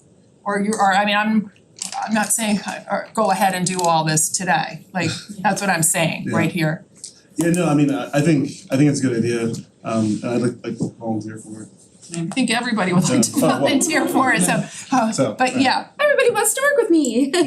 And then, so do you have any, so that's what I'm putting out there, and again, any other like additional questions? I was just gonna start with you, go down the line so if everybody can get a question, and given the timing of our meeting. Sure, I'll be quick. So these funds are intended for people who are affected by opioid crisis, their families, etc. Are we planning on having any open forums to see, you know, if there's any methods you wanna hear people impacted by it? Well, yeah, and that would be if we did start a work group of some sort, we could do some sessions, you know, around that as part of the work group's work, that's possible. Yeah. I don't know if we haven't done that internally though, correct? No, we haven't. Okay. No. The only thing that was really done internally, like I said, was looking through the list of approved uses and identifying what we felt as staff that could be accomplished with our given resources. Initially, when I presented the CLEAR project to, it was actually to Lee Erdman, our interim town manager, and then to Mark, when we first started the budget process. And the original proposal from CLEAR had a much larger dollar amount. And we had gone back and said, you know, it was a little bit too high. And originally it would have gone through our funds much quicker. So I was leery in the beginning. And I think that, you know, it would be a good idea to do something regionally, of course, and I think that if we are set to use the funds just on our own, we might struggle to be able to effectively use it all. One more quick question, also too, just to think about the families that lost someone and have them involved in the process if you know who they are, so that they feel like they're part of the process. Any comments, questions? No, I appreciate this presentation. I wouldn't mind seeing some more information on the presentation. I am in support of of a work group and getting that together and just looking into the best way to allocate these dollars. I think it's new and this is our first time seeing this, so I think that this is a process and I would just like to see it allocated the best way possible and not come rushing into something without having all the information that we could possibly. Sure, yeah, we should be very mindful. Yeah, and I was just gonna throw this out, one of the things, this goes back a few years, that regionally, not our region, but other regions in the Hartford area looked at potentially using some of these funds for the homeless. Because homeless people, a lot of people that are homeless in Hartford or other cities could have come from the suburbs and may have been subject to a opioid crisis, and that's something that I would think I would wanna pursue just to see if there is a venue where we can help there. I'm gonna pass it over to you and down the line. I'm gonna pass my time. So along what Curtis said, I was wondering, like, I know it's not an active group and it's defunct now, but like we reached out to Mr. Jordan, who was doing work on addiction and things like and had their input, and as Curtis said, reached out to people who have personally been affected, whether it's opioids or other addiction. But also, like, I think there's a lot of overlap in what this CLEAR program is presenting versus what you were presenting directly that the town can do. And I'd like to honestly see more tangible effective uses rather than, I know this was high level and you didn't want to get too far into it, but I don't know that we have a first responder deficiency in rapid response to overdoses. So I'm not sure utilizing money that way would be the most effective use when I feel like our response times are generally very high for this. And I'd like to see more effective uses to truly drill down deep on the actual crisis rather than overarching high level feel good type projects. I thought it was really startling to read the number of fatal deaths. It's pretty much everybody in public audience right now were to be lost, and I think that's a tragedy. I don't know the best use. I would volunteer to help, but I don't know that I could substantively help better than a subject matter expert and whatever, but I'm happy to provide whatever support I can in the project. Just for clarity, and I hope this doesn't sound like a gotcha, part in your presentation said that there's no prescribed, let me see what it said on the implemented uses don't have to be approved or reported, but then you said that there are some approved uses. Could you help me clarify that part? Sure, so when we received the agreement, there's and I'd be happy to send the full list along to the board if that's what you would like. There's a list of prescribed uses that have been approved for this settlement. But because it's not a grant, we don't have to report back to anyone how we used it, and we don't have to submit a plan of what we're going to do. As long as we follow, this is what they said that we could use. So we're agreeing to do it, but there's no accounting or reporting. As far as what we've been told and in all of what we've read, no, there's nothing that's going back because it's a settlement, it's not a grant. Got it. Thank you very much. You're welcome. Okay, I'm gonna let's cut that short. Kristen, thank you so much for You're the welcome. information. Thank you. So now, Thank you. I know, we haven't gotten to the agenda yet, so just so we can. But I'll take my leave. Now the meeting starts. Now the meeting kind of starts. So I'm gonna say this is where I do my first selectmen's report, and I always cut it short because of time. So I'm gonna ask all of the members of the board to cut their presentations short or their reports short so that we could keep moving, cause I'm gonna cut ours short. I am gonna throw out a couple things. The Board of Selectmen goals have been professionalized and are out on our website. Thank you to Franklin Baruco for helping create that into a format that I feel I'm pretty proud of, and I hope that everybody else feels that way now, and it's an improvement over a spreadsheet document. So there's that. The fire station was recognized. There's a new sign out on 185 highlighting it is now the Simsbury Volunteer Fire Company Memorial Highway. I know I have to do this now, is I have to mention the end of summer blast at Simsbury Farms, cause Tom's sitting here, August 24th is a big party at the farms, 3rd year, soul sound review, fireworks, it's always a fun event. Most of you can read this, you'll get it in the listserv, so I'm not gonna go into any more than that, I don't think. So I'm gonna I think I'll just stop. How's that? You don't have to suffer through my talking, and I'm gonna turn it over to Tom, but nobody else better talk longer than I did on this board. Go ahead. I think I'm And you gonna, too. I'm gonna try to beat you, Madam Chair. So much of my report we spoke about earlier with respect to the storm. So let me just cut to section 3, which is on July 1st, the Simsbury Police Department, in conjunction with Connecticut DEEP and the ENCON police officers, hosted another Be Bear Aware presentation. I think Selectman Beal was at that, I think, and we are also very appreciative for the information that was provided by many about the bear situation in town. Just wanted to alert the public that we're gonna be posting some links on the town manager website about the information that was provided to the public, so if you missed it, you could check there. Also, the Junior Police Academy occurred August 5th through August 9th. The purpose of the academy is to create an opportunity for kids to experience hands-on methods and techniques in the profession of law enforcement through classroom training, practical application, and interaction with our police, fire, and EMS personnel. Now, throughout this process, they emphasize, of course, respect, self-discipline, integrity, equality, education, and physical fitness. The cadets participating gain an understanding of community responsibility, problem solving, and the role of being a public service. Public servant rather. We work closely with 2 other emergency services in town, our fire department and SVAA, to provide a unique experience for the kids. And we strive to build positive relationships with the children and their families through this academy. And there was a graduation recently. Congratulations to everybody who participated in that, and that's it for me tonight, Madam Chair. Curtis? You covered my police report. I knew I was stealing that from you, Curtis, I'm sorry. No, some good, thanks. Okay, Heather? I just have 2 quick ones. So the planning commission did meet July 23rd, and they met with the SLR consultants, did neighborhood walk of Terriffill, and held a meeting for the residents. This month there will be a survey or questionnaire coming out that will be available on the town website, and copies can be paper copies through the planning department. Also, Simsbury celebrates is that the fact that that is something that the town supports and is very well attended in town. I just would like to say that the planning has begun. The event will be held on Saturday, November 30th. The event is not possible without financial support of Simsbury residents and local business, community, and to donate or sponsor, you can go to simsburycelebrates.com.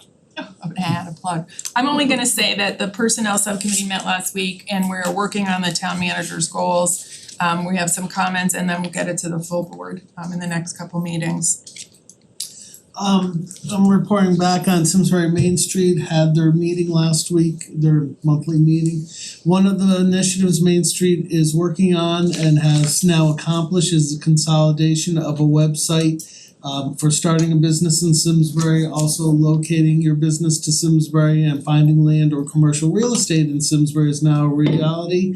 It is findyourspaceinsimsbury.com. It's up and running. Raising Cane's now has the grand opening scheduled for Tuesday, September 10th. The International Skating Center has received all town approvals, and with their expansion, they have purchased the junior hockey program, Connecticut Nor'easters.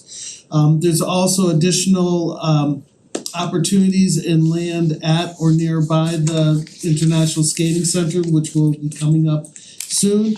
Main Street is also having their only fundraiser of the year. It's the 14th annual Taste in Simsbury. The date is Thursday, August 22nd at 5:30 p.m. And tickets are available on shopsimsbury.com, which is their website for all things to do with shop, dine, and play in Simsbury. EDC also, what? He's making up for lost time. EDC, I actually wrote this stuff, I'm skipping this one. Go ahead. You're up, you're EDC allowed. had their meeting, there was a proposal by Granby Simsbury Chamber of Commerce as EDC pursues ways to fulfill our number one goal as the Board of Selectmen, which is economic development. They also discussed with Simsbury Main Street on free Wi-Fi being potentially available in the center of town. Main Street is now pursuing a grant to make that a reality. Working on the new EDC workflow document is also another path that is being pursued by the Economic Development Commission. That will also make all the different parts that are working together in concert while avoiding duplicity. They considered a proposal to rehabilitate. We have 3 welcome signs in Simsbury that are in distress and dilapidated. They will be forwarding a recommendation of the town manager looking for funding to replace these signs in a manner that maintains the traditional look and incorporates the date of our town incorporation, but removes the additional badges that had been mounted on these signs. And last but not least, the EDC, which is Economic Development Committee, is looking for new board members to replace those with expiring terms. As always, contact our town manager's office or our deputy town manager with any volunteer opportunities you are looking for, and we would love to have you participate in our town. Okay. So Board of Ed is getting ready for back to school. That's pretty simple, we'll leave it at that. SIMPAC, we discussed there has been damage to the fields from Circus Marcus, they're mitigating that. The Taylor Swift event was well attended, and Bruce Stock, because of the rain and the condition of the field, was postponed until October. The only thing on public safety, I know Heather addressed a lot of things, but I did attend the junior academy graduation, and it was a rather large and enthusiastic class. Aging and disability, we had a picnic. It was well attended, however, there was a big storm that came in minutes before the picnic, and so about half of our attendees were kind of frightened off and didn't attend. But those that did had a wonderful time. There is a Super Thursday Fashion Show event, which is October 10th. Please mark your calendars. Board of Selectmen are invited to participate. We need models and servers. Models, we already are commissioned. We're model. I know, me too. Okay, maybe I think the guys should model too. I think the guys should model. Let's go. Library signs, I'll just say I appreciated the library director, trustees chair, and the first selectman for keeping an open channel of communication while it was happening. I think it's resolved. I didn't get a vote on the issue, but the information sharing was helpful from the liaison standpoint. DEI Council, congrats to Nicole Kodak and Sherry Cook, the co-chairs, for being invited to present to a regional group, a committee on diversity, and where Simsbury was set up as an example of an organized group trying to do good work in that regard. So congrats to them for not only trying to do their best part for Simsbury, but also for setting an example for other communities. The Sester Centennial Committee, the 250th anniversary of the birth of America, continues to meet. There's an item on the not really on the agenda, but in our packet regarding the road markings, which that group put before, and this group supported at least the research behind it. It's probably a little bit more work to do to understand what that might entail. They seem interested in being able to do the fundraising to support a project like that, so more to follow, I'm sure. But one thing that I found personally interesting is that the revolution didn't start on July 4th, 1776. This town, 250 years ago plus one day, on August 11th, 1774, voted unanimously to support our brethren in the city of Boston, or the town of Boston as they called it, in their struggle against the oppression of the parliament. So it's a pretty neat little summary.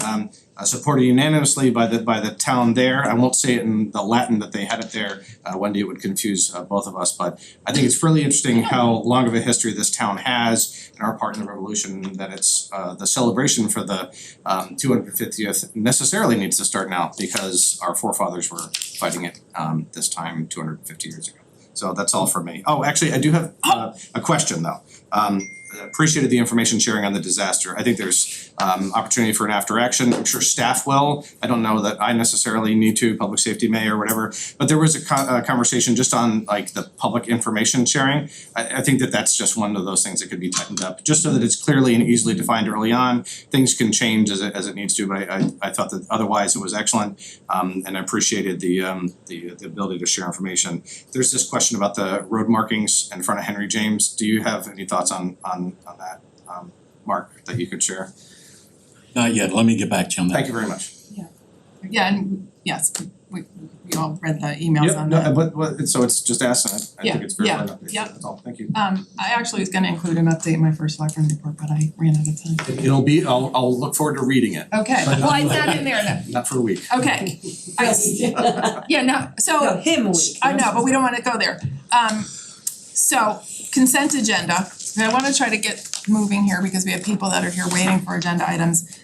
These are the items that I would move to the consent agenda, and if anybody wants to take any of them off, I'm happy to do that. I would include the proposed building official job description revisions, which we went through at personnel subcommittee, and unless there's any changes to that, those were in line with the GovHR. I do have a question on that, Okay, then we'll unfortunately. take that one out. The farms ice rink and paddle tennis fees, that was approved at the Parks and Rec meeting, so I would move that to the consent agenda. The public gathering permit for the yoga dance recital, public gathering permit for PAC, Leo Kane moving to zoning, and the resignation of Carolyn Meckel. So other than the building official, would I be able to get a motion for I, J, K, A, and B to consent? So moved. Second. Any other discussion? All those in favor say aye. Aye. Okay, those are gone. Okay, Did you say B? Of the appointments and The regular. appointments. of the A and B of the appointments and resignations, and I, J, K. So remind me to do the building when we get there. So I do have a question, can I move things around on the agenda so I can have people that are here? Yep, Do I have to do it by motion or can I just? we should move it since it's published agenda. Okay, so I'd like to move, it's gonna be, who's gonna keep track of the letters? I'd like to move agenda item C to the top of the list as item A. And then I'd like to move item, I guess we'll move D up there too. That would become B, okay? So somebody remember A and B. And then I'd like to move item E up there while we have people here, the referral. So that will be C, okay? And then I would do then I would go with the remaining order of B, A, B, And A. Okay, so and let Tom do it. Tom, tell me the order now where we have. Item C becomes first, so A. Yeah. D becomes second, so B. Yeah. E becomes third, Yeah. so C.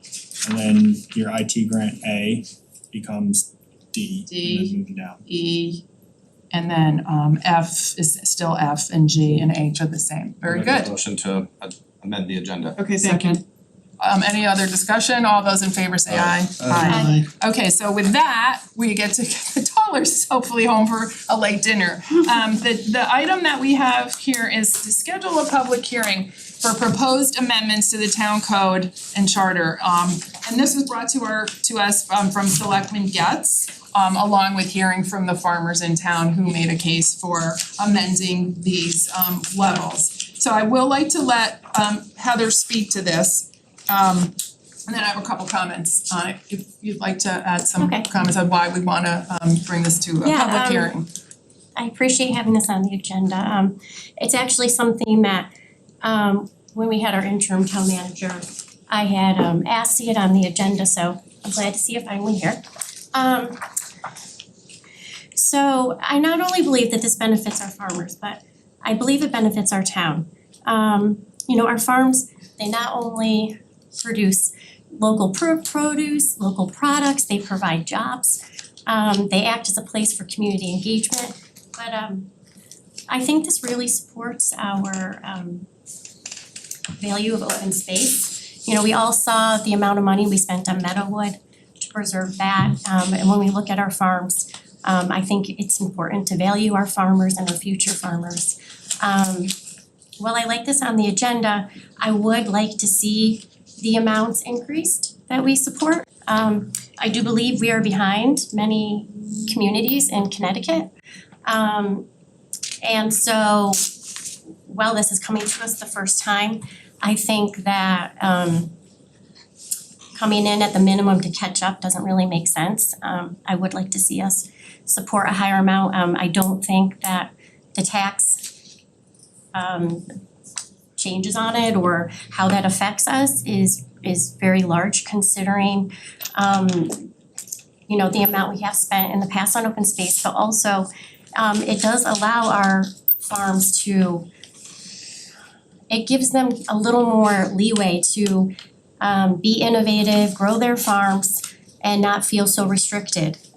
So I think if you value our farms, I would really like to see this move to public hearing and I would like to look at increasing the amounts. So I just was gonna weigh in on this, Mark, since all we're doing tonight is scheduling a public hearing, correct? That's correct. What I think we could do is ask for additional financial information to see the impact of the other levels to bring to the board. We were planning on having that available when you set the public hearing, so Okay. absolutely, yeah. So I think there's no harm in setting the public hearing and hearing from the public and to see what the impact is at the different levels.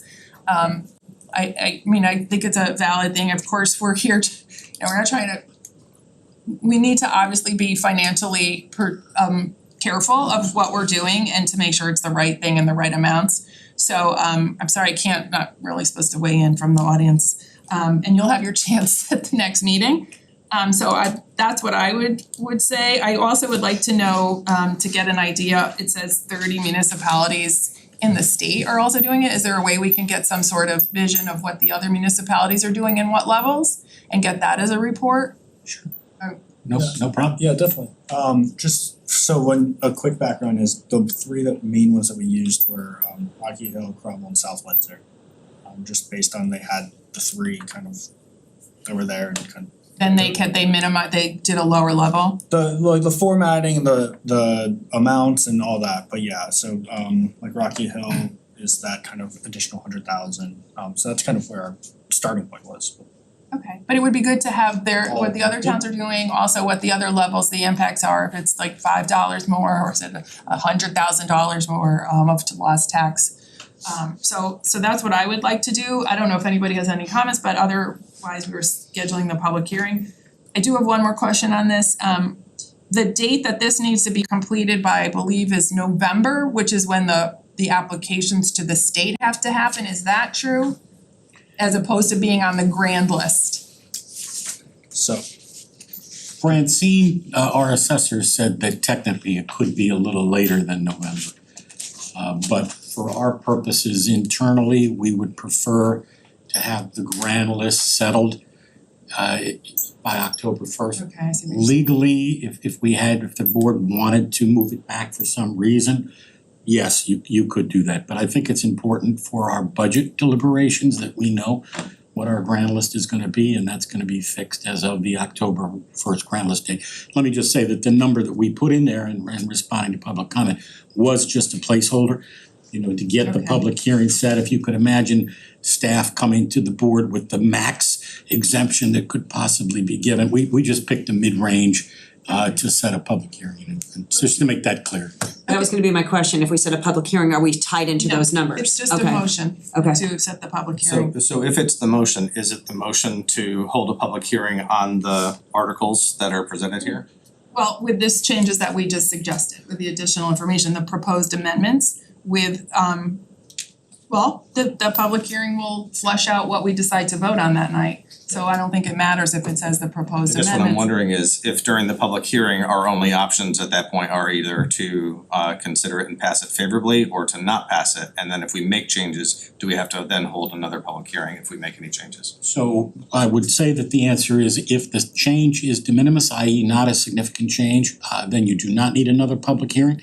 The amount of the exemption may or may not be significant depending on our answer to what the financial impact is to the town, and we'll have that answer for you from the town attorney. But I'm hopeful that we would not need to set another public hearing if you increased the maximum as was presented in public comment. I think you'll be able to do it. but I'm gonna defer to the town attorney on it. Okay, so we believe that the proposed amendments are, we're looking at the proposed amendments to amend A, B, and C. But no, not we're not specifically holding it to these amounts, and that's what we would determine at the hearing, is what we're saying. You're setting a public hearing for the purposes of public comment on the proposed ordinance. And as written, the ordinance has those numbers in there. Okay. If at public comment, the board is convinced that there should be an amendment to the number, then you get into this question I was just talking about, is it such a significant change that you have to renotice a public hearing? And I don't think that you will have to, I'm hopeful. And if we do, we would renotice it then, and we would have it at the next meeting. Correct. So we have, within the month, we have that, Correct. correct? Because then we'll hear from people who may just not, right, we'll hear, and then we can change our. I think the only thing that's likely to change is the number. The number, Right, exactly. so the every word of the ordinance is the same as you noticed in the public hearing. So I would, defer to the lawyers, but I don't see that as a significant change, so. Well, because also we could not wanna do all three, so that's part of it's a proposed amendment, I'm not saying we're going to, but we could not do all three proposals. Absolutely. So that's part of what we're proposed, so anyway, I'm gonna stop talking. I'm gonna ask for a motion effective August 12th, 2024. Wait, I just have a question. Sure. We heard from the audience today about we may not know what they have in their property. Correct. So are we gonna take steps to find out to get this new number, do we need to take steps to check out those properties, see what they have? So on the personal property side, there's an income, there are forms that the property owner would submit to the assessor.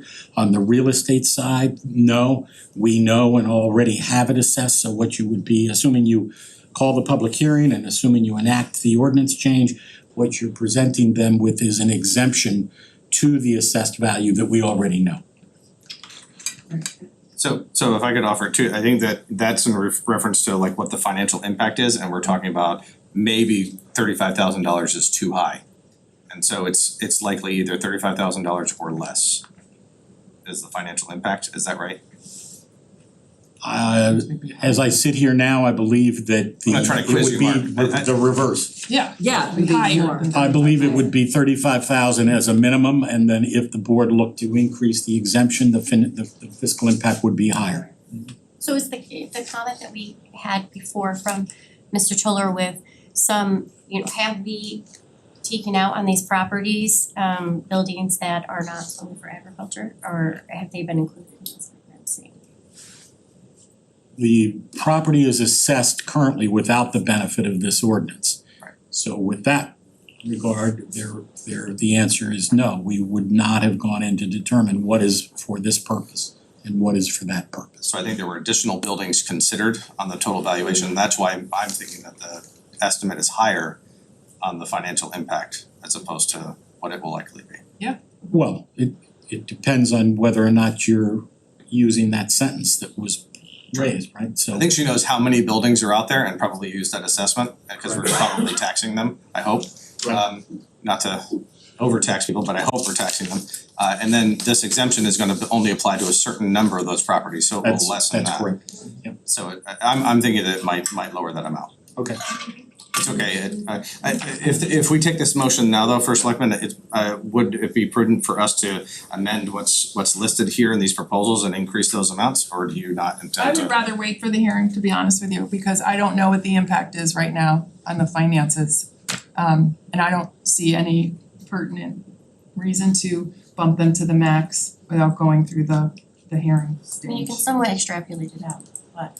If somebody can tell me that. I would just offer, just from an administrative perspective, that the purpose of the public hearing is to hear from the public.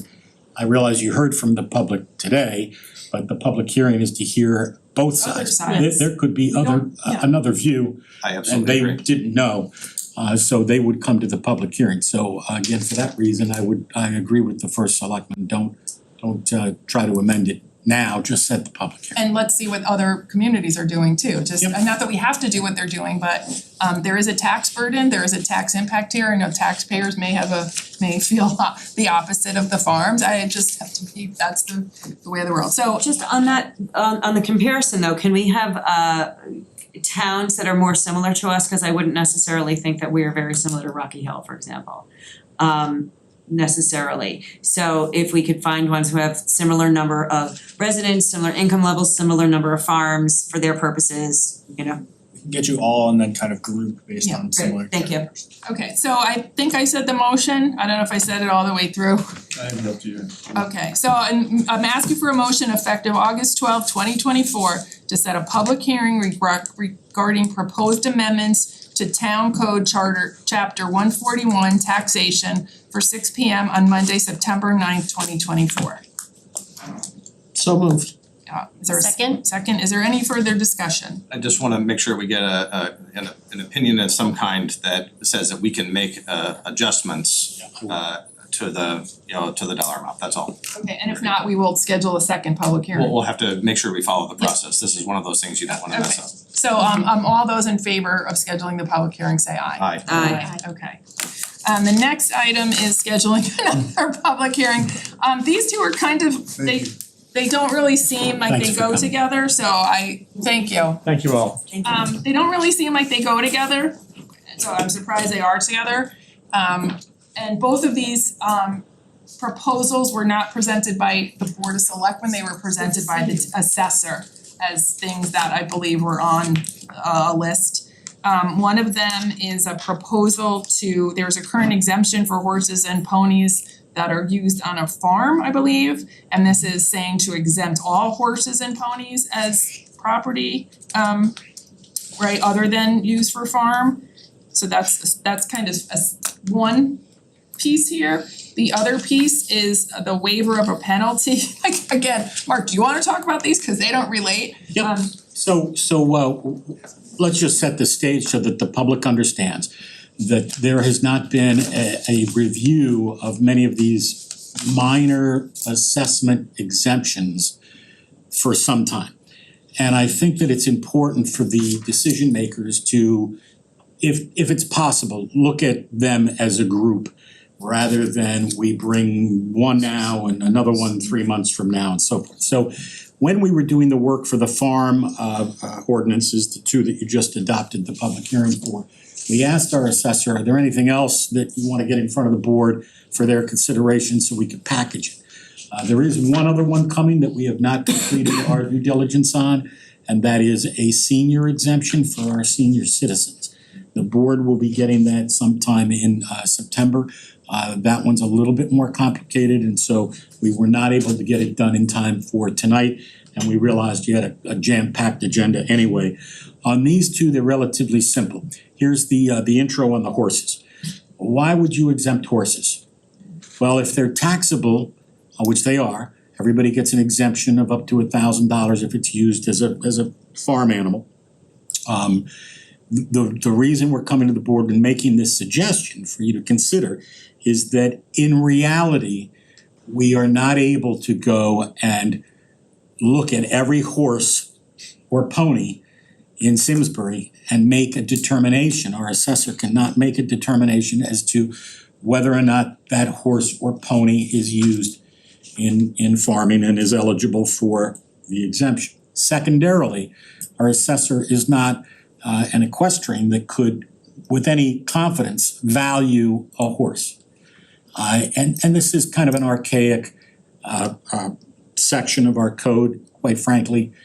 What we see today is that some of our citizens, they fill out the forms, they declare their horse or their pony, and they pay their tax.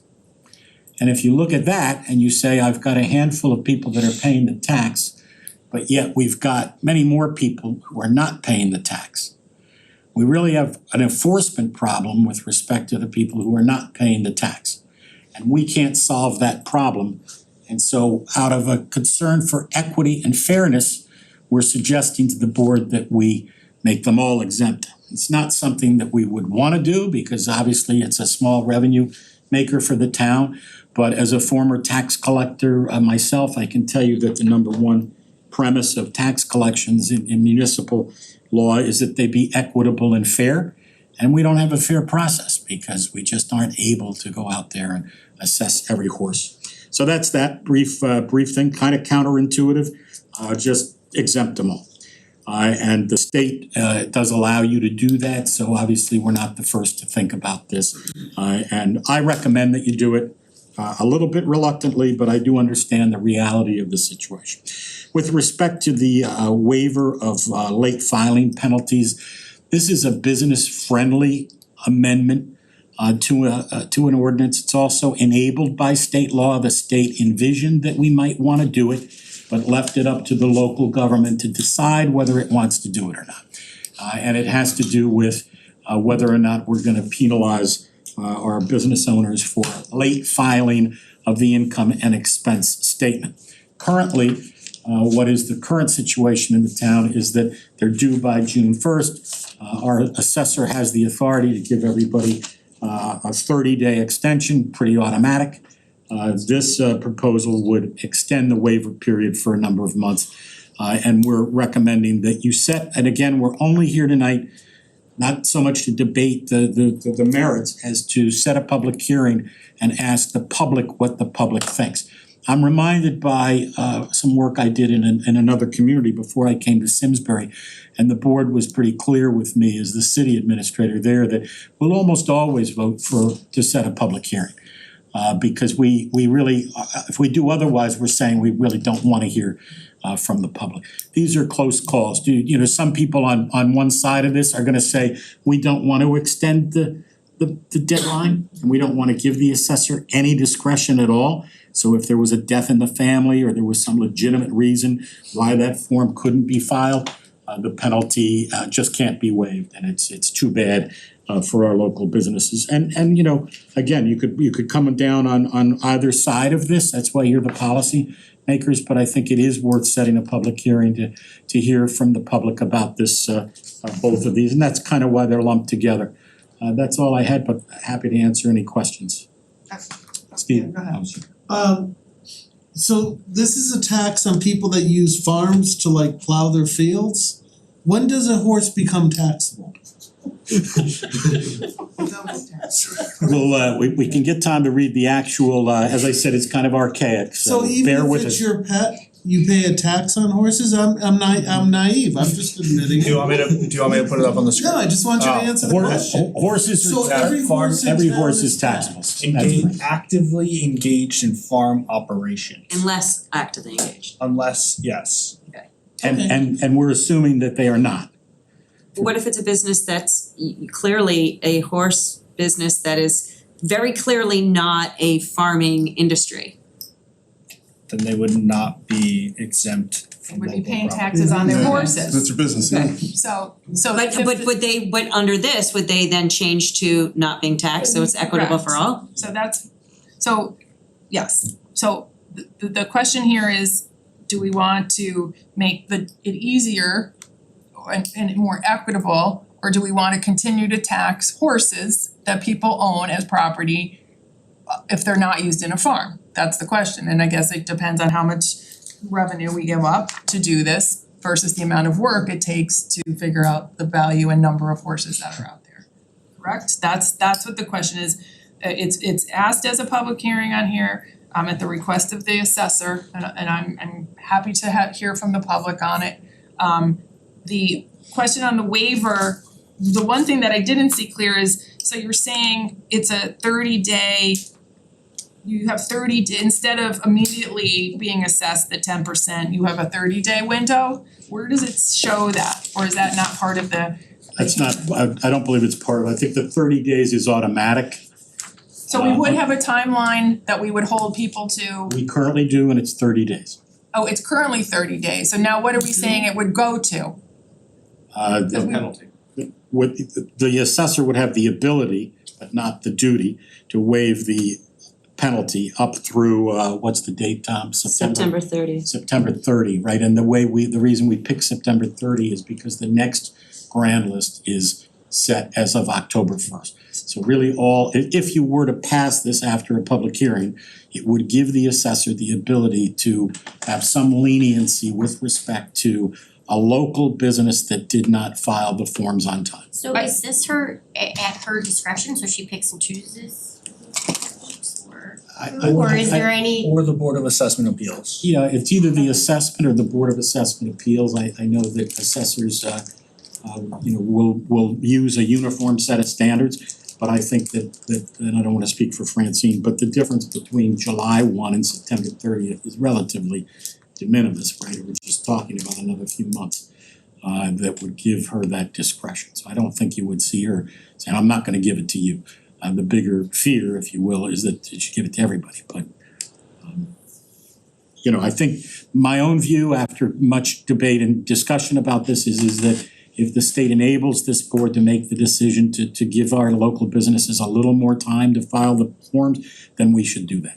It's as long as it's fair, I guess is my, I think, is like if you're over, it should be, you have another 30 days or whatever, and that's the window, and if you don't get it in that window, then that's that. But it should be, you can't just say this, who says it's this person versus this person? So I'd offer that it might be prudent to change this and just say it's the Board of Assessment Appeals, and that way it's not one person and it's a duly elected body and you're done with the other parts. There's still a subjective nature to it, but I think that removes one person from being involved in that final decision. And the waiver can also happen after it's assessed, right? You could say that you owe this and then you waive it after the fact and then it's done. They file it before September 30 and Bob's your uncle. Well, again, are we getting into the same thing here that we're just scheduling the public hearing and we'll hear from the public to make the decision on which way we wanna go? I appreciate that comment, cause that's exactly right. I think some of these things and not to editorialize, but we wanna present the board with these options and hear from the public. So we will have a chance to weigh in on that.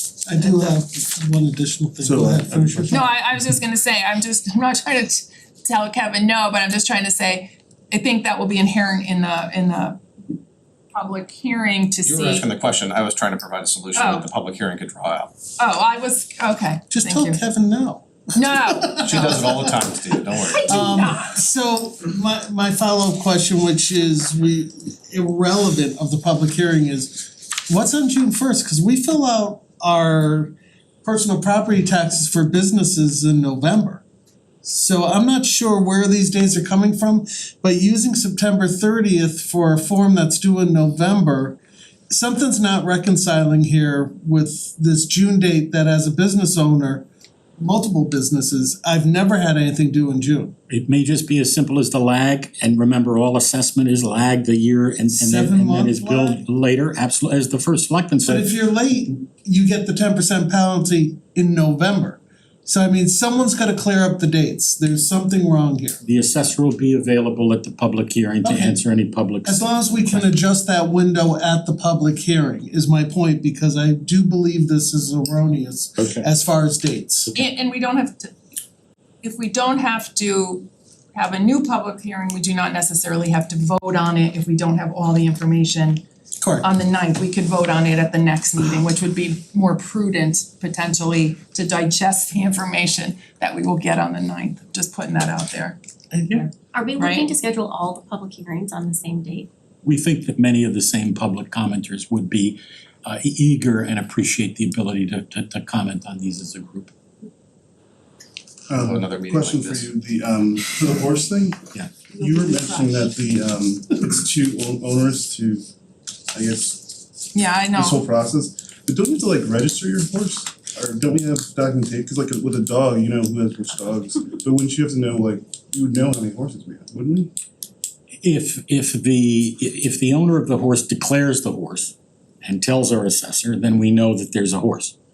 If the owner of the horse doesn't do that, then it's up to us to enforce and go out there and assess the horse and say, hey, you've got a horse. Well, that's the same though as having a pool, right? Like, I feel like it's the same amount of work that you still have to go out and see what's what on the property. I think it's Get the fair, value. not to interrupt you, sorry, I think that it's very difficult for an assessor of real estate to look at two horses and say this horse is $4,000 and this horse is $2,000. It's just virtually impossible for us to assess fairly.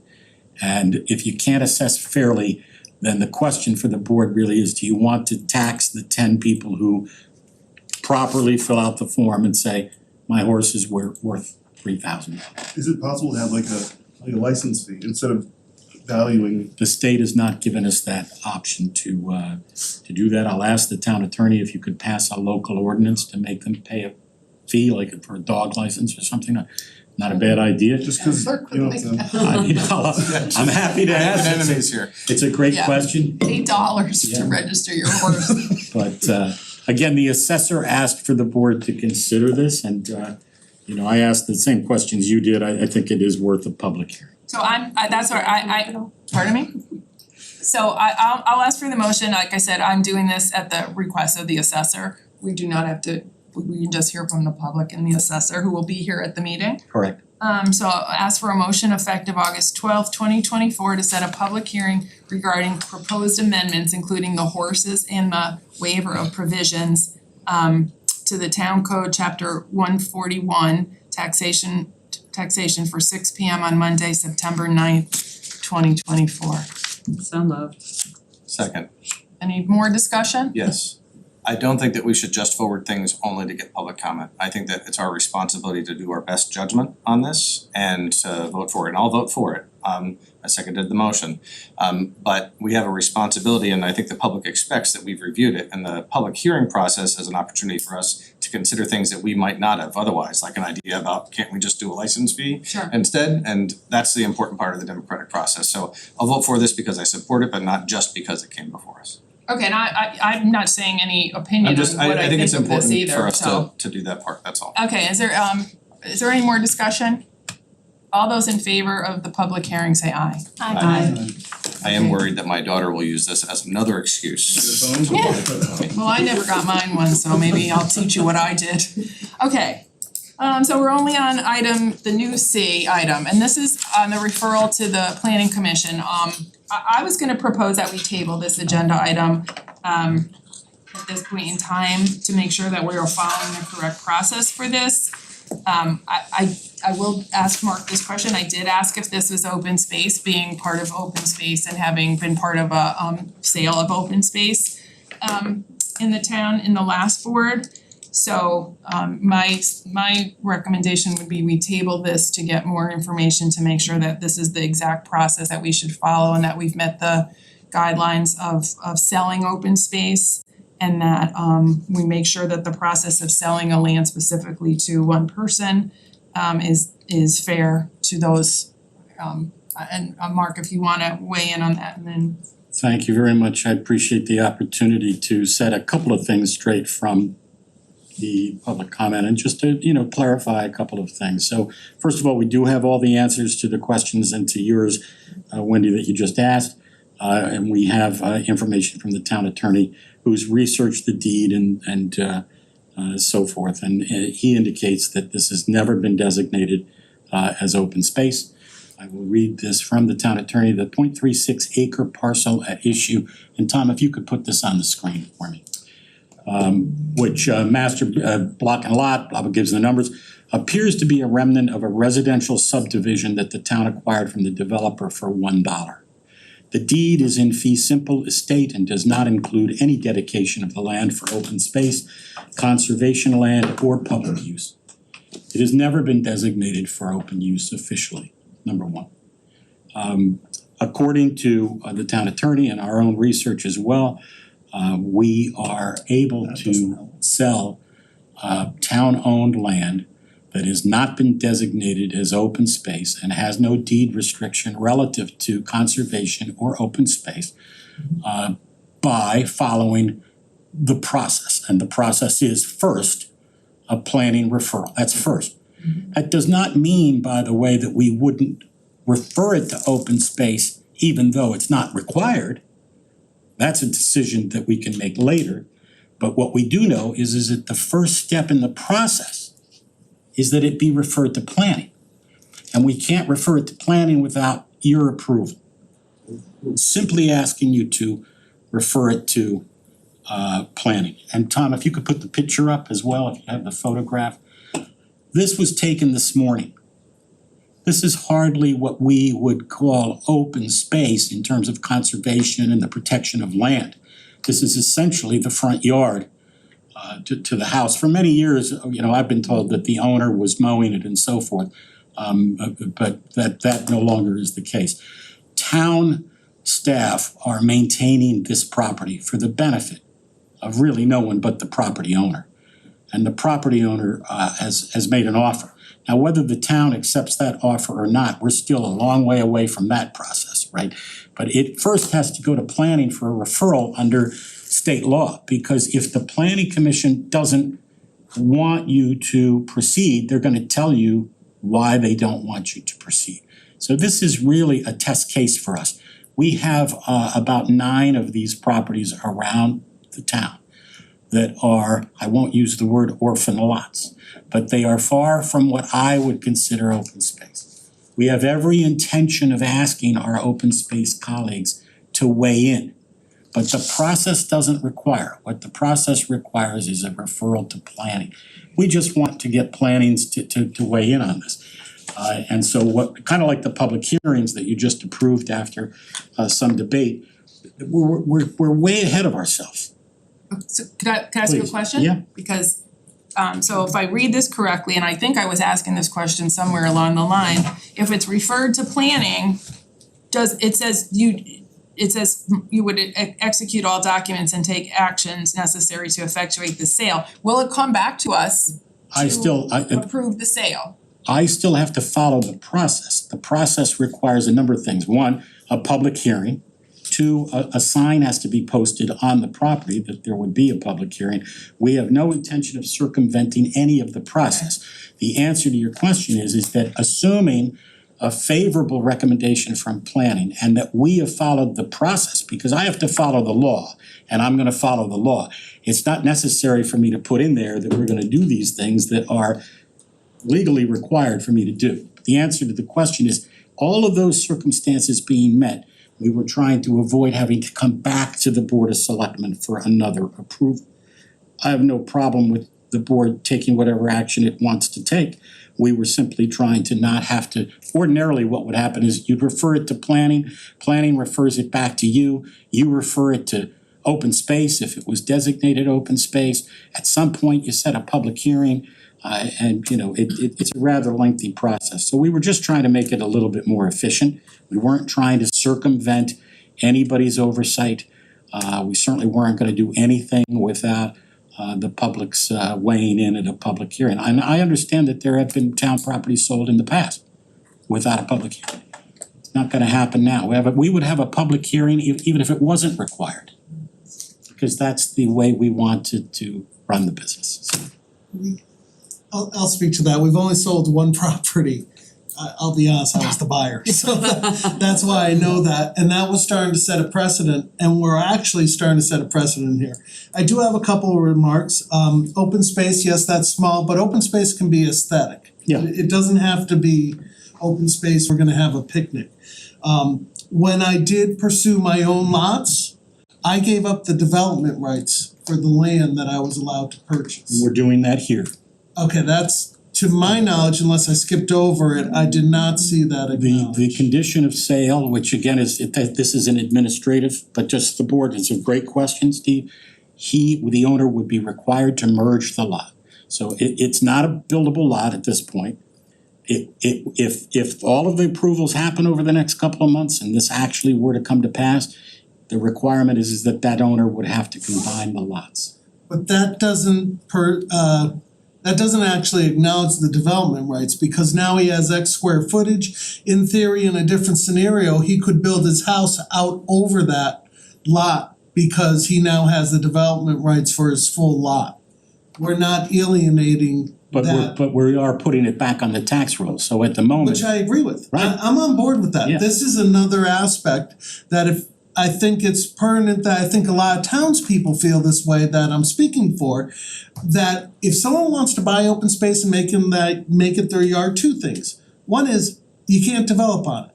If you want it, okay, good. But don't build on it. That's grandfathered in. And the other thing is, and I'm not sure how to approach this, But like fencing, say this person, which I don't mean to pick on this particular person, I am acknowledged we are setting precedents that these open space / getting back on the tax roll, which I fully support, if someone puts a 6-foot fence, that open space that is visually appealing is no longer visually appealing, and it's not in the town's best interest as a whole. So I'm not sure how to bake that all into it. But I do think personally, we should, and excuse the term orphan parcel, but it is an industry term. It's not like we just made it up because we hate these little pieces of land. I think we should put all 9 orphan parcels up for bid and let everybody. This particular parcel has 2 abutting neighbors that are abutting. Was the other person notified? Did they get in a bidding war? Why would we stifle competition amongst buyers? You know, if they want to compete, we should allow them, and it should be fully transparent. And we couldn't agree more, and we are reaching out to every contiguous property owner on all of the orphan lots. So there is a process underway to repatriate these lots with the owners that where it makes the most sense. With respect to where you've got 2 owners on either side, then it would be a competitive situation, right? So we totally agree with, I think, everything we've heard here. The only thing that I think caused some confusion is we're asking you to send it to planning just to start the process. And that's all we want. We know that there's a long way to go here. Why is this $15,000 bid in here then? That's what was offered, and we needed an offer to present to you. Doesn't mean that it's accepted. Certainly, this is ultimately your choice. You can amend this, you can amend it now and do anything you want. We just wanna get it to plan. Okay. So is the frontage of the house 63A, are they fronting Owensbrook? Is that, I wanna make sure I'm reading that correctly, or are they fronting Firetown? It fronts Firetown. It is. It's Firetown, so it's not their front property, it's like the side. Cause if they're fronting Firetown, do you know where lot number 2 fronts? If I could hold this up. They front Owensbrook. But 2 doesn't make sense, cause it's, I But why mean, do we care about 2? Well, if he wants to put a field for his kid, you love athletic fields. What if he wants his Well, kid to have that's a to little Steve's soccer point, like thing? what if 2 wanted to jump in? Wanted it because there was Yeah. this much on And the what if they property. wanna bid Cause it they're up? abutting the property. Can I just add one thing? I know we're over on time, but for me, and I'm just the administrator, I would think that the right body to weigh in on conditions like this is the planning. Right. That's the whole reason why the code says refer it to planning, so that planning can give you and us a recommendation that says fencing or this or that, and I know we've got George still in the room if you wanna weigh in on this, but can we just hear from planning what they want? And then go from there is really all we're asking. So I think what I'm hearing is we'll let planning weigh in on it.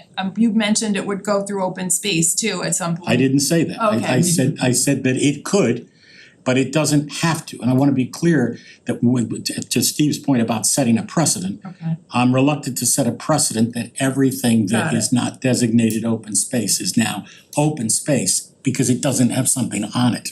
Okay, so are we saying, I don't know what I'm saying anymore, to be perfectly blunt. We will send it to planning, but we do want it to come back to this board. Yes, and I think that the Rather than last sentence is what got most people nervous. Right. Okay, so we just Not that we wanna, don't trust Mark implicitly. Happy to come back. okay, so I'm gonna ask for a motion effective August 12th, 2024 to refer the proposed sale of the town property, I'm not reading the number, to the planning commission pursuant to CGS section 824. Upon a favorable recommendation from the planning commission to bring everything back to the board of selectmen before any further action. So moved. Second. Any more discussion? Anybody? For further consideration, back to the Board of Selectmen for further consideration. Okay, thank you, I'll take that. Friendly amendment. I'll take that. Any more? All those in favor of what we just said, say aye. Aye. Thank you all. Okay, is there any chance we could take a 2-minute stand-up break? I would like that. Can we, are we allowed to do that in the middle? You're the chair. What, pardon Any me? more things that No, because the rest are internal as far as I know.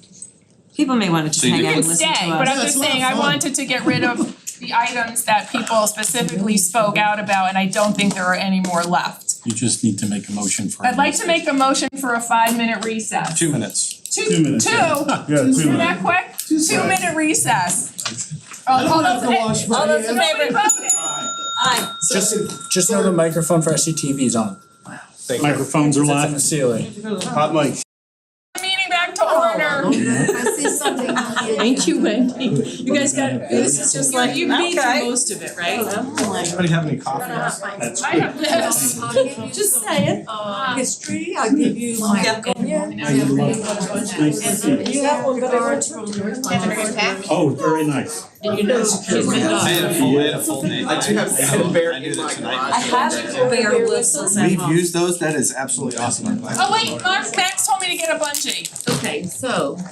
My husband does not go out running without And I have a whistle. whistles, I have whistles at home. Sometimes the simplest solutions are the best, right? Yeah. Wait, Anyway, I went and I got. wait, the other thing too, if we may not close the public hearing or vote on it. Yeah, totally. Because this is holding those Okay, ready? Don't and there's their. Please help us. Here before Curtis, I just want that note. Oh my god, thank you. Okay, thanks Susan. You know, the bear whistle. I don't know if you know, I've lost sheep to bears. Okay, I'm gonna start talking again. Okay, I'd like to, are we ready? So I have to make a motion to come back or no? Yes. Motion to return from recess. So moved. Second. All in favor? Aye. Okay, we're back. Let's go. Okay,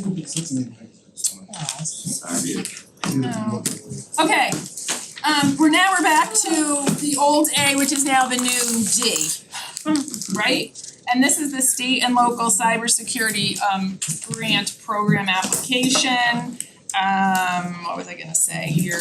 Mark, you wanna? I'm gonna kick this to my deputy who knows all about this grant. Okay. Thanks, Tom. Okay, so this is for a layer for intruder detection that we currently don't have. It was recommended to us by the state during the cybersecurity audit that they performed for us. And we pointed out in past grants, but you'll notice a mid-July submission date retroactive to. Just the due date for the grant was after your last July meeting, but before this one. So if you happen to not wish to go forward with it, we'll just email them to withdraw, similar to what we've done back in April this year. But it's for currently a 3-year grant that we would apply for a total of $69,000 over that for $23,000 each year. And that would be split between kind of a rolling basis, so the first year would be 10% matching from the town. The second year would be 20%, and third year would be 30%, so it kind of phases it in to soften the budgetary impact. It is something that without the grant, we would come back to you during the budget process and start asking for, again, it is that layer of cybersecurity that our audit recommended. And you'll notice that it says fiscal year 23 from the federal government. That's because the federal government started the program and gave money, and then they took some time to figure out how they wanted to go about the process. They sent it to the states ultimately instead of going through the federal grant process. And then the state had to take some time to kind of create how they'll distribute the money. And so that's why it's kind of says FY 23, but it is for starting in this current fiscal year going forward for 3 years. Okay, does anybody have any questions on this? I fully support it. I mean, I'm on the IT committee, and I know that during our meetings, we've had attacks. And so, yeah, we're getting targeted quite a bit, so. And this is, the question that I had was, in all the budgeting that we've done for cybersecurity and things like that, this wasn't included at all, so we never accounted for this anywhere. So this came up in an audit after kind of the last budget cycle. So in the last couple of years, you've added like the outposts to the firewall. And as Curtis mentioned, they get hit quite often and a lot. And so this is just another added layer to that security. So I'll comment tangentially, not specifically on this motion, but in relation to cybersecurity, the FEMA has no-cost courses They're both web-based and then instructor-led that we could either host or go to regionally. So I'd encourage the town to look at what might be available for both first responders that are web-based courses on just basic cyber hygiene to incident response, policy and planning and all those things. So the National Cybersecurity Preparedness Consortium or the firstresponder.training.gov has a list of all those. And like I said, both web-based and instructor-led courses. So even though there is a cost if you put somebody in a classroom for a day, I think that it'll return to us will be higher than whatever investment we made. So I intend to support the motion. Okay, the question, I'm just gonna put this out before I get down the path is in some cases, we don't always appropriate the money because in this case, we don't know exactly how much money we're gonna get or how much we're gonna have to put in. What is the board thinking on doing the appropriation here or waiting until we get the money awarded? Does anybody have a feeling on that? I'm okay with it as it's worded here. Okay, I'm just asking because we won't know what we got and we won't know how much we owe until later, but I'm not gonna argue at this point with anybody. I know in public safety, it came up that they police and the first responders were all looking at yeah. I know we need it, I'm just saying, I wanna authorize getting it and taking in the grant, I'm just saying we don't know how much we're getting. We wanna make sure it's spent on what we ask it to be spent on, but you're telling me it's going to be. Yeah, so Rick has already started working with Amy for that first year if it's awarded kind of out this current year, so in this current budget year, we're in to see the savings, cause that first year for us would be about $2,300. So he's looking into his kind of budget lines to see if he can kind of move within the account codes for that, and then the next year's, if awarded, would obviously come to you during the budget process of saying, here's this $4,600 impact in year 2. Okay, We'll kind of show you why that. so we'll know when we get it because it'll be part of the budget. And you're recommending and Board of Finance still has to vote, so that's why I'm okay with the language. Okay. Well, once they get it, they don't have to vote till the right, okay. I'm gonna ask for a motion retroactive to July 19th, 2024 to submit the 2023 state and local cybersecurity grant program application to the Connecticut Department of Emergency Services and Public Protection and authorize town manager Mark Nelson to execute the grant application and move to accept the grant and authorize town manager Mark Nelson, if it's received, awarded, to execute all documents related to the grant award and further move to appropriate the grant's funds and recommend said appropriation to the Board of Finance. So moved. Second. Any more comments? All those in favor say aye. Aye. Okay. That's that one. Okay, the Aquarian easement, I left this open, Mark, cause we could have gone to I would let you discuss it, but I did have a question on it.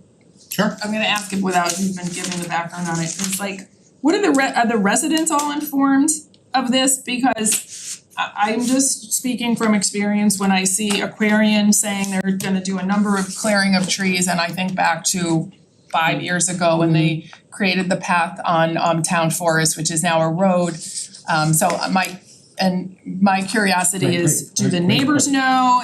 If you approve it, our intent is to notify the contiguous neighbors. If I might. Go ahead. This is entirely a wooded area, it's right near my house, as is the whole town. But the long story short is, it is entirely through the woods. But as part of the Meadowwood proposal as originally proposed was interconnectivity of neighborhoods. And this was actually part of it. It was. Linking these, so it's actually, it got lost when we bought Meadowwood, it fell by the wayside. But it will connect those two neighborhoods if they do clear it, so kids theoretically could ride their bike back and forth without going on the road. So that's something that you guys might not know. No, we don't, I Do do they have not. the right to do that? Cause I know that the other Aquarian one has like a blocker, the road, the other Aquarian has like a blocker. Blocker? Well, it's like a gate. For vehicular traffic. Yeah. Are you allowed This to this just is ride town it? land that they have an easement for, so it's still Yeah, public it's our property. land still.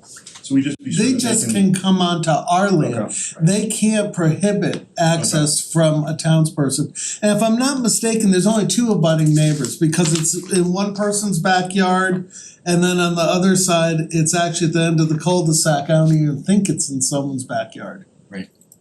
What I'm worried about is the specific very residential neighborhoods there, so I'd hope that we could communicate with Aquarian regarding the moving of logs out from there. They're both quiet cul-de-sacs and that could be pretty disturbing. So just from a public, outreach perspective, I think that over communication would be helpful, and Aquarian's bias is gonna be to as fast and quick as possible, but I think we need to be good neighbors too. Okay, but Mark is saying that we will reach out to the neighbors after we approve Absolutely. this, so that is part of what we're. I'm worried about Aquarian. I think the neighbors are unfortunately gonna have to deal with it. We just need to Okay. let them know. We need to let Aquarian know to be a good neighbor. Okay. Will Tell do. Aquarian to be a good neighbor. Like, did you say State Farm? Yeah. Okay, alright, so a motion effective August 2024 to authorize town manager Mark Nelson to execute the easement agreement between Aquarian Water Company of Connecticut and the town of Simsbury. I move. And there's a second? Any, just more discussion? They labeled the lanes and the streets wrong, but that's okay with me. All those in favor say aye. Aye. Okay, now we're on page 2 here. Oh, we did this one, so now we're back to the successor collective bargaining agreement. So I will turn this over to Mark. We had this come to us in personnel subcommittee. We asked many questions about the proposal and the agreement, and you're free to watch it or listen to it, but I'm gonna turn this over to Mark on this one. Okay, sorry, it's been a long agenda here. So what you've got in front of you is the AFSCME contract. We're a year behind, so this is a 2-year deal that would extend the collective bargaining agreement through June 30th of this year. Is that right? Yep, 2 years? Yep. Go ahead. So this negotiation process actually started back when Lee was here. During it, we had every intention, we reached out kind of like our CSEA groups, we did 1 year to fill that gap between interim town manager time to Mark's time. That CSEA group took us up on that 1 year, AFSCME asked to go to negotiations. While in negotiations, towards kind of mid-fall, the classification compensation study was approved, so we agreed to kind of pause negotiations to let that study play out.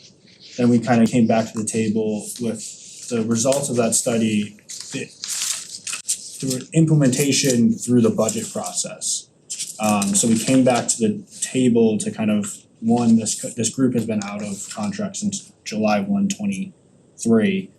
And so to kind of see if we can just to had a conversation of would they be willing to kind of re-up that 1 year they're missing, and then the current year, then they end in June with the CSEA groups, kind of with this budget year, so you're during your budget discussions in the winter for FY 26, you will kind of be able to set some more strong numbers versus kind of using the contingency fund for estimating what a contract might cost. And we'll be back into negotiations with them early next year. One of the things we talked about in personnel sub recently about this was that if the board approves it, we'll be on the same timeline, the same schedule with the CSEA agreements that you recently approved. So our 3 CSEA bargaining groups and AFSCME would be on the same schedule, which allows us in management to consider some other approaches to collective bargaining as we get into the next year's budget cycle. It's a pretty straightforward agreement. I won't read all of it there, but the essential part is that the growth, the general wage increase for this fiscal year is the same 3% that this board approved for CSEA. The same 3% that the unaffiliated employees have received effective July 1. And also the addition of Juneteenth as an observed holiday was also something that was in the CSEA prior agreements as well. And I'm happy to answer any questions that we've got on this. I think the one obvious one is any deviation to the budget. You see that in your cover memo, there is a 0.22% difference. Slight numbers higher than budgeted, 13,875, which is de minimis relative to the total cost for the 2-year deal. Mark, during our personnel subcommittee, I had asked, and you said you were going to get back of, this is de minimis, but some of our other agreements had some overage as well, and I was curious as to where we are at in total. Unaffiliated was over by about 25,000, but we are still waiting to see what the savings are across the organization because we did have some late hires and some vacancy factors, so I don't have that number yet. I think it's gonna be neutral, so if I had to estimate now, we will be either neutral or slightly to the good. That was a question we. Organizationally, yeah, we're not gonna, if you look at personnel costs, we're not gonna exceed the budget for personnel costs, but we may be looking for some end of year transfers as one group is a little over and one group's a little under. That's the technical piece of this, but at a very high level, we're looking pretty good. Yeah, and just not to go into, but that we did question the 3% here, which was given to the unaffiliated, which I did ask to include in the communication section, so because it did not come to this board so that everybody could see those salaries. And we did question the Juneteenth holiday, which is currently not offered to the unaffiliated, but given negotiations and things, that this was the best outcome, what we were presented with. So with that, is there any more questions down the line? How do the retroactive payments going to be implemented? I'm sorry, I didn't hear the question. So how are the retroactive payments gonna be I implemented? think pretty quickly. But yeah, it's a form that, so we have a PDF form that has everyone's kind of what you were at to what you go to. Previously how retroactive payments have been handled has been the town manager's office has just updated them because we have the wage tables. And then the employee signs off on it, the department head signs off on it, deputy town manager signs off on it. And then finance, because everyone's submitted a time card already, it's easier with the Munis system now that we have. They just go in and say, okay, you worked this many hours during this time, your pay was X, now it's Y, they take the difference and then you get a retro check. And it applies for overtime that they were on during It'll that be- time too? Yep, so it'll be all hours worked and calculated out through our finance system. But it will be just for employees on the town's payroll at the time of ratification. So if an employee left prior to this contract being settled, they would not get the retro. Which in the past, some groups have had in the settlement, people that have left with X amount of years of service got the retro even though they weren't still employed. Do we do a different amount of withholding for that, for employees, for tax purposes? It'll get taxed at the, At whatever their current W-2 is yeah, and their current salary, I guess, okay. Okay, so we have option A, B, or no option, but I will, I'm going to move effective, I'm gonna ask for a motion. Effective August 2024 to authorize town manager Mark Nelson to execute the proposed successor collective bargaining agreement between the town of Simsbury and AFSCME Local 2945 of Council 4, AFL-CIO, Simsbury Public Works and Parks employees for July 1st, 23 to June 30th, 2025 as presented. So moved. Second. Any further discussion? All those in favor say aye. Aye. Okay, that passes unanimously. Okay, now we get into the fun stuff. So Lori and George are the only ones here for this, except for the TV audience, who, are they still with us or do they get? No, they're on the whole time. They're here. No, but they go after, okay, I don't know if they stopped after 9 or something. I've heard that they cut out. So I asked to put this on the agenda. Pursuant to Town Charter Section 1008, discussing regarding potential charter review. Some background on this, the prior board funded the potential charter review of $50,000 because they wanted to pursue a potential charter revision. Our board really has to acknowledge whether or not we want a charter revision, and in order to get this off the ground, I wanted to bring it here to have just an open discussion to help formalize and figure out next steps. So so here's what I'm gonna say. So first of all, there was a timeline presented from Bob D. I did send people homework, and I'm gonna quiz you on it if you read it or did not read it at some point tonight. But what I was hoping to bring up tonight, there's just a few things, and I really would like to go down the line. I don't want, and if everybody could give one or two things, I believe that they have, whether you have one or not, I'm no judge, of things that they think would wanna be part of a charter revision. And some of the questions I have, do you think opening the charter is necessary at this time? Items you feel need attention, why do we wanna do it now? Are we looking at a major change versus a tweak to the charter?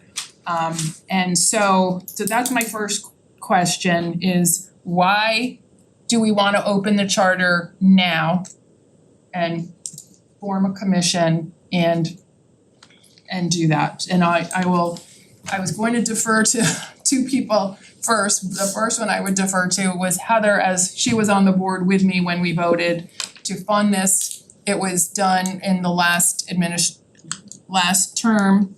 I don't think we ever really defined any clear-cut things, but I just was gonna see if there was something you wanted to add. So, to be honest, I'm torn as to whether to open this or not. My concerns, we have a new town manager, so you know, that's kind of early to, I think there's a lot in terms of that. And then my other concern is this is a very complex process, and it'll be time consuming and it will reallocate resources, and I'm just concerned what is being put on the back burner if we go down the road of opening it up. And just also, you know, member selection and how that is done in a democratic way that best allows us the best charter changes that is best for our town. So those are more my concerns with it. There are some things I would consider if it were to open to change.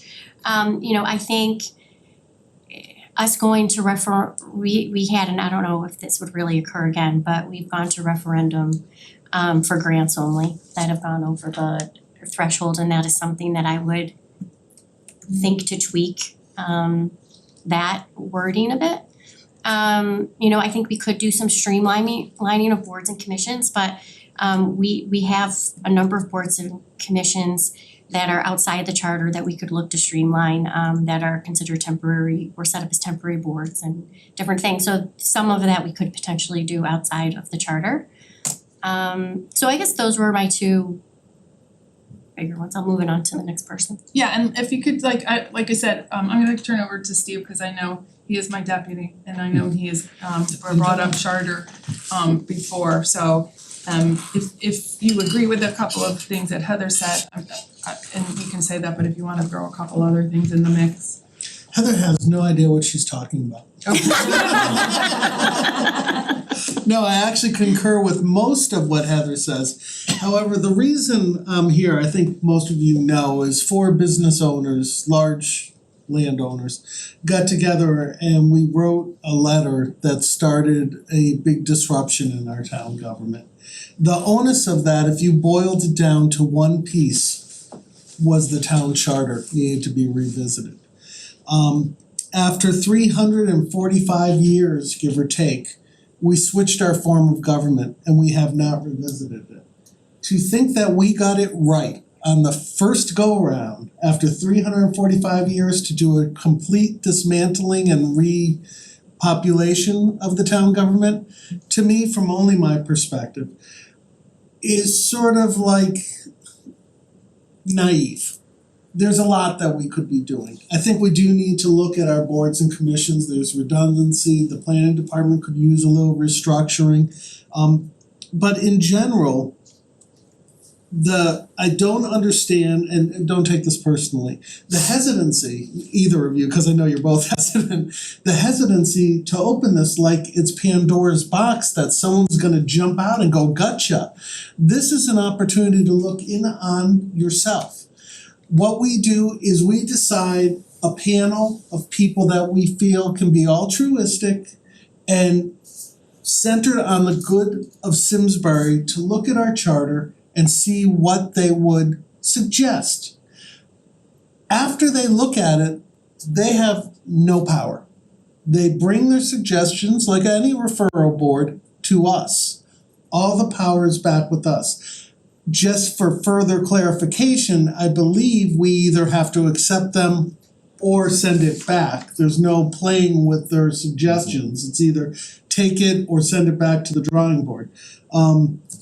But this is the longest, to my knowledge, we've gone without a charter review, and that's after the most major shakeup we've ever done to our town government since its inception 3 centuries ago.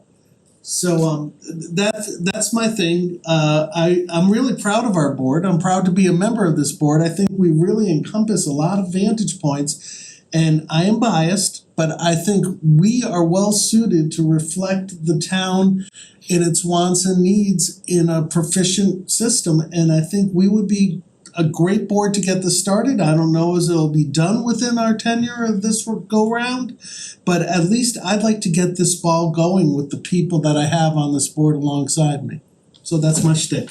Okay, alright, since you're next, Tim, I'll let you Okay. weigh in. I'm actually for looking at a charter review or and receiving back recommendations. I think, as people have said, it's not only there's some inefficiencies amongst the boards, there's inconsistencies amongst boards and commissions, whether they're appointed or elected.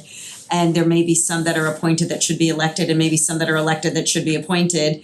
But there are some who exist under the initial charter rules and others that do not were under later charter. And so, for example, I brought this up before to somebody that I'll take the Aging and Disability Commission. It's a large commission, and although a very large working commission, when you have somebody who is a non-existent member who's holding a commission seat and they don't show up, there is no recourse for that commission to do anything, and they are stuck with this kind of seat held hostage, which could be held by somebody who is a bit more active and participating member. And on that note, I think within our town, I think we want to have a true democratic process. I would like to see more unaffiliated representation allowed on boards and commissions, and within our not only charter review, but I think there should be unaffiliated representation allowed, which is not part of our charter review currently. They may want to look at what our terms are, and I do agree. I think one of the most important parts of having this is having the public hearing about it and hearing from the public on how they're feeling our current form of government is going, and do they agree with the presentation as put forth to us in the draft.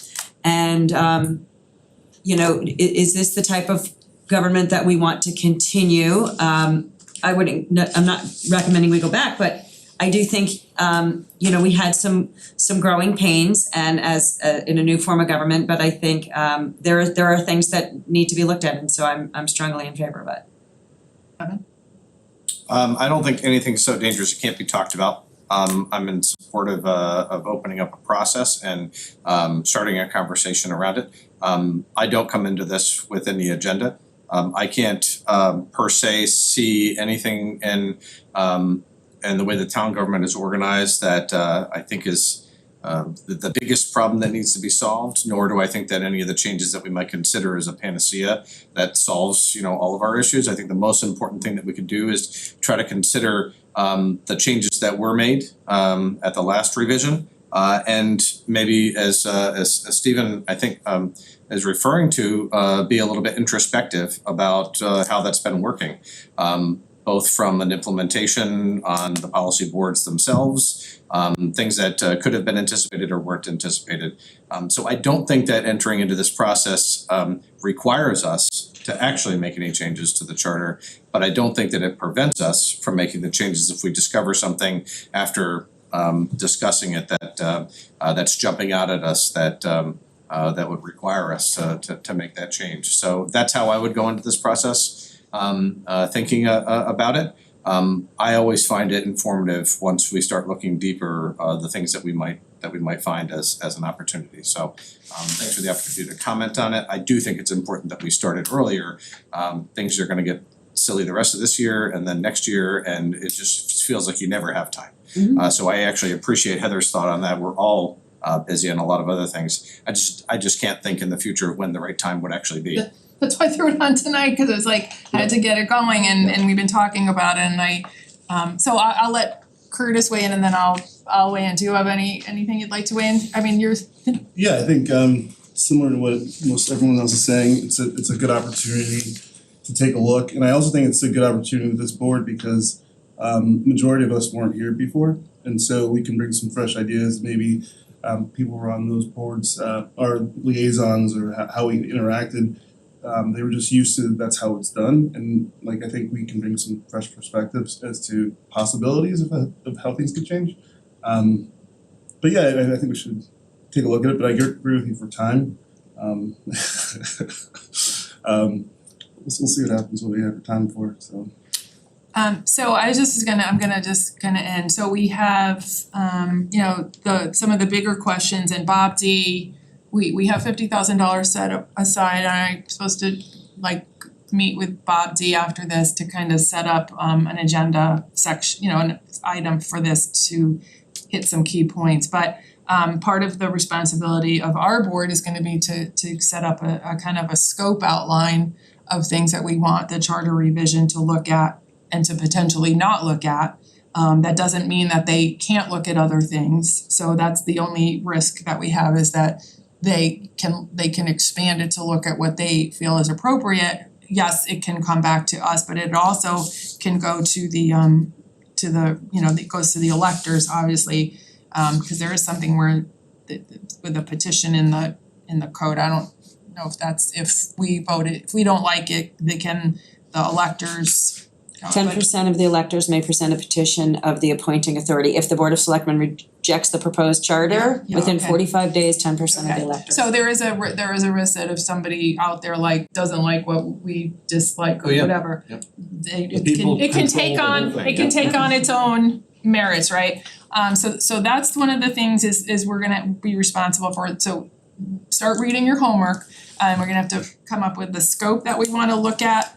We also will have to look at the Charter Revision Commission and how we want that to look. Do we want it to be 3, 3, and 3, Ds, Rs, and Us? Do we want to, we're not under an obligation, according to Bob, to go through the RTC or DTC, and it could be solely within our board to either bring ideas of people or go out for people. We do need minority party representation. Then we will need to you know, I personally wanna make sure we bring in people that understand local government to some extent, of how government should work and this form of government should work. I'm not personally looking to change this form of government. I think, you know, this is where the border could go. Can we enhance our form of government? You know, or do you go to council mayor? Do we stay where we are? Do we expand the number? Do we change terms? Like that's gonna be getting into a lot of bigger issues. So those are questions I think we would need to address at that time. But given what I'm hearing tonight, I think I will try to get Bob engaged, see where we go from there and bring it back to us for a more formal conversation. Okay, Sounds great. that's the agenda item. What sort of a timeline that you would have if, so we get Bob back, and then ideally after that, when would we wanna get this kind of kicked off? So I think this fall, I think we'd have to get it kicked off before, you know, October, November, get it kicked off. That's, and I don't see this being on the next year, given the timeline, I don't see this being on next year's election, given it's a year away.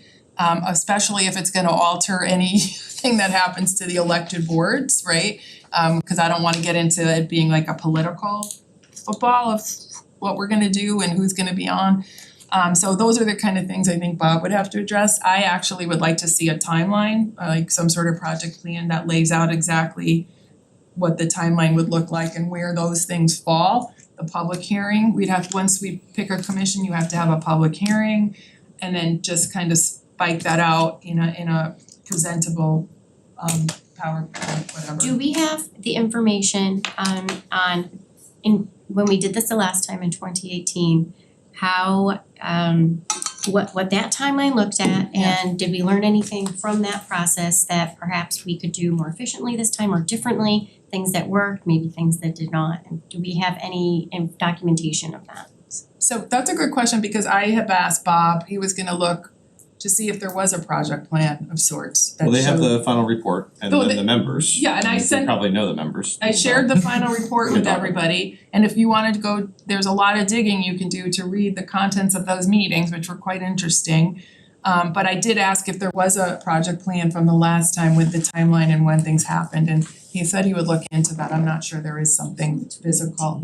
And so But if- that is a good question. If this gets open, then and some changes are made, is there, so then is it door closed for 7 years? Can it be opened back up again at any time? What? It says not less than Yeah, we're supposed to review it in a certain, 7 years I don't think we're limited to that. No.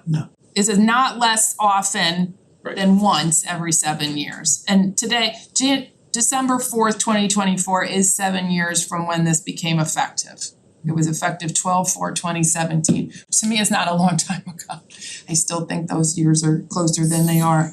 So it will be 7 years in December that the charter was, and according to Bob, we just need to make the decision in this time period if we wanna pursue going forward. Do we not wanna pursue it? Do we wanna do it in a couple years? Do we wanna push it off? Are we able to find out, so if we decide, okay, we'd like to kick this off in October, this is something we're really going to work on for the 6 months following that, do we have an idea of, are there agenda items and things that will get postponed because of it and what those items are? Or maybe nothing will and then Will it we can impact just- any other work that we're doing is Heather's question. I don't know what role the town manager's office has in this, so I really can't answer that. I think that would be up to the board. I would agree with Mark. I think he provides support if we need to schedule a room or a meeting or something, but other than that, this is a purely appointed. And doesn't it, to me, it reads that outside of us appointing the commission, then, and we give them the scope, then it's on them and there's not much on our agenda that we'll be dealing with and there'll be public hearings, but they have 16 months from the time that they are Formed, agreed. We just have to come up with a scope. It's like, to me, the concern is, what is the scope? Is it small scope items? Do we open it up to bigger scope items that, things that have been thrown out over the years? Do we open that up and include this in this charter? Do we say, now let's just tweak it, let's clean up stuff that should have been cleaned up before, make our government stronger and worry about those bigger changes next time? I think the scope that you set up still unfortunately is the charter. But I think that it's good to set some guidelines and some preferences from this board, cause ultimately we'll vote on it. And they'll wanna have whatever they work on, you go through, so I don't know, I'm not as limited, I'm not as concerned maybe as what I feel like I'm hearing from you. I think that we can discuss that in time. And I think that the first next step here is to decide that this is what we're gonna do, to set the timeline and the members, and then we can figure out the scope. Does it go for us, should we hear from the public before we set the scope? I mean, do we, or Not required. that not really the process, so we have an idea too of where residents are concerned and happy, or happy, concerned, or is that something that we should just determine the scope based on our experience? Well, we're in a public meeting right now, people can certainly write to us if they No, but I didn't know if we needed like a town hall We don't need a- meeting or we something could- specific for it. We or could, not. and we could ask when we have a formal meeting, we could bring that up as something we wanna do or not. But again, the scope isn't the charter. I mean, to me, it's not like, here's the charter, change whatever you want. The board should set some parameters, in my opinion, of what to look at. Do we wanna say we want 7 people on the board of selectmen? Is that something we wanna I think do? it's overly prescriptive, my opinion is I think it's overly So prescriptive. you think I just think you say- can set some right and left limits, are the 3 boards the right composition? Are the right number of elected boards and commissions the right, so these are the questions to ask. Think about what outcomes you want to evaluate and not be prescriptive on the inputs you want them to check on. If you're overly prescriptive there, you might as well just do the charter ourselves, write it and ask a commission to edit it. I guess if you're, so it's never, if you're saying, here's the charter commission, do whatever you want, then it's out of our hands I totally. probably misspoke if that's how it's being interpreted. I'm just saying, like, the scope is the charter. Once they're seated, that's their charge. But you're giving them guidance from this board on what it is you hope that they can evaluate and bring back to us. Yeah, but exactly, but that's, I'm saying, we need to present that guidance, which to me is the scope, which they can change. Okay. But I'm just saying, example, do we wanna combine planning and zoning? I've heard that 100 times. The last commission evaluated that. Do we want that back on the table or do we? Instant runoff voting, we could do that. I don't Direct know. democracy. But you know what I'm saying, they evaluated that, they shot it down last time, do we want it back on the table? So do we say, you know, it was voted, you know, things like that, I feel like we should weigh in on. I also think we should reach out to our department heads. I think they'll have vast insight on what is working and, to be quite frank, what is not working, more importantly. But it's my understanding that we charge the charter revision committee with what we want them sort of like to bring in within their parameters. I think if we just go fix the charter, it's a little too vague. That's why I'd like to have some education from town staff, and also I think we're also aware of some of the things that could be done. I'll be honest, one of my other ones that I'd like to be considered is shingling is coming to mind, but the Board of Selectmen. All the terms ending on the same date when we have elections. Multiple elections, there's no reason we should all have them coincide. And to be frank, on all our boards and commissions, but that's one of the things I would like them to address is the terms and how they work within the organizations. But I think that's what we charge them with. And then it's not a time commitment for us, it's sort of like you wait for it to bake in the oven. Right. But that's granted, but when we go to those things, those are made, to me, those, I see that there could be changes in that. Like I said, we are not a normal form of government. If this, a normal form of a town manager government would be a council mayor form of government or an individually elected chair. There's really not many boards of selectmen. I mean, I learned this in school, I just, you know, so the council mayor is the norm with a town manager. And you know, duly elected mayor, a lot of towns still do that, which I think is a fair way to go, but is that something we would wanna entertain? The number on the board, people have mentioned the number on the board is an even number, why do we have an even number? Again, the term limits, term lengths, you know, all that kind of stuff, if we're gonna open it up to that, then we're gonna open it up to that, that's all. So, alright, since it's 9:30, and then again, how we make up the commission is gonna be where we're gonna be at it. I think that's our bigger task. Because do we open it up? Do we, you know, and that would be a good thing to take care of this year, so it's not, we are doing it for the best interest of the town, we're not doing it in an election year. I think would be more problematic that we would do it now, we're not looking to point, not that we do that, but get points with anybody and just to do it in the way that we think would be best. So I agree with you. I've always felt like that one of the challenges we have is that unfortunately in the way that we are in the state, every year is an election year of some kind. Like even though we're not running, there's partisan stuff happening, and so we're always conflicted in some way. I think that this town, thankfully, most of the time works past that.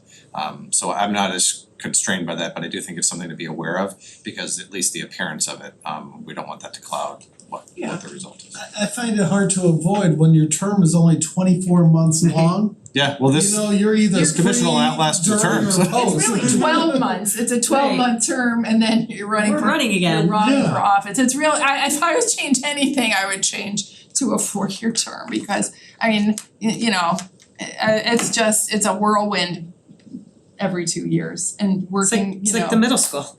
Right. Get used to it and you leave. So we're in seventh grade now, right? Perpetually. We'll be in 8th grade next year. We're rising 8th graders. Yes. Oh, that's true, we're getting close We're getting to close, 8th grade. we're almost 8th grade. Alright, so more to come on that. I appreciate the feedback because this has been on my mind and you know, I just got it out here. You good? Anything you wanna comment on here? I'm good, thanks. Okay, so do we still have another agenda item? Did we vote on Leo Kane appointment? I felt like that Yes. didn't go into the. It did. It did. Thank you. The only thing we have the left job is the description. building. The building one, which could have been in the. I'm sorry, there's no driver's license requirement. Oh, yeah. This came up in another meeting. I caught that too. So that's why I'm bringing it up. Yes. And that's actually a position I feel like you might need to drive to a building. You do. So. Yeah. I said that, wait, You do and will I said amend it. the exact words in the personnel section. Look at that. We have to Great think- minds think alike. They do. Scary. There's Oh. you'll notice on your desk, there's a small revision, Did you is that the one? Like You did that? We did. And it does include driver's license? I don't know about that part, but it's got highlights based on conversations between the union president and our HR director. They asked for a couple tweaks that you'll see highlighted, mainly formatting, like adding what union and kind of group it is at the top of it. But with that, we had the unions kind of sign Driver's off. license. Okay, and Unless there are special I will say requirements. that we did make sure that this is the GovHR preview. So we're putting to work already the GovHR process. So if anybody has any additional questions on this one, feel free. So I'll move to approve this updated Amended. job description for the building official as presented this evening. Okay, I second. okay, all those in favor say aye. Aye. Okay, the next thing we have to do is I'd like to make a motion to approve the minutes from July 8th, 2024. So moved. Second. Any discussion? Yeah, I have an amendment or a change to the portion where I reported out about the Bear Aware event. It's a minor change in text, but substantively it's different. It says in the text, Mr. Beal said there was great information and discussion on the issue of wildlife in town and the feeding of them. My words were that it was good that the town has already passed a prohibition on the intentional and unintentional feeding of wildlife. So I'd like to make that minor Okay, so make all those in favor of approving the minutes with the tweak that Kevin just said, say aye. Aye. Okay, with that, I'm gonna ask for a motion to Move to adjourn. adjourn. Second. All those in favor? Aye. Aye. Aye. Okay, we're adjourned. See you in September. Happy vacation, you're done.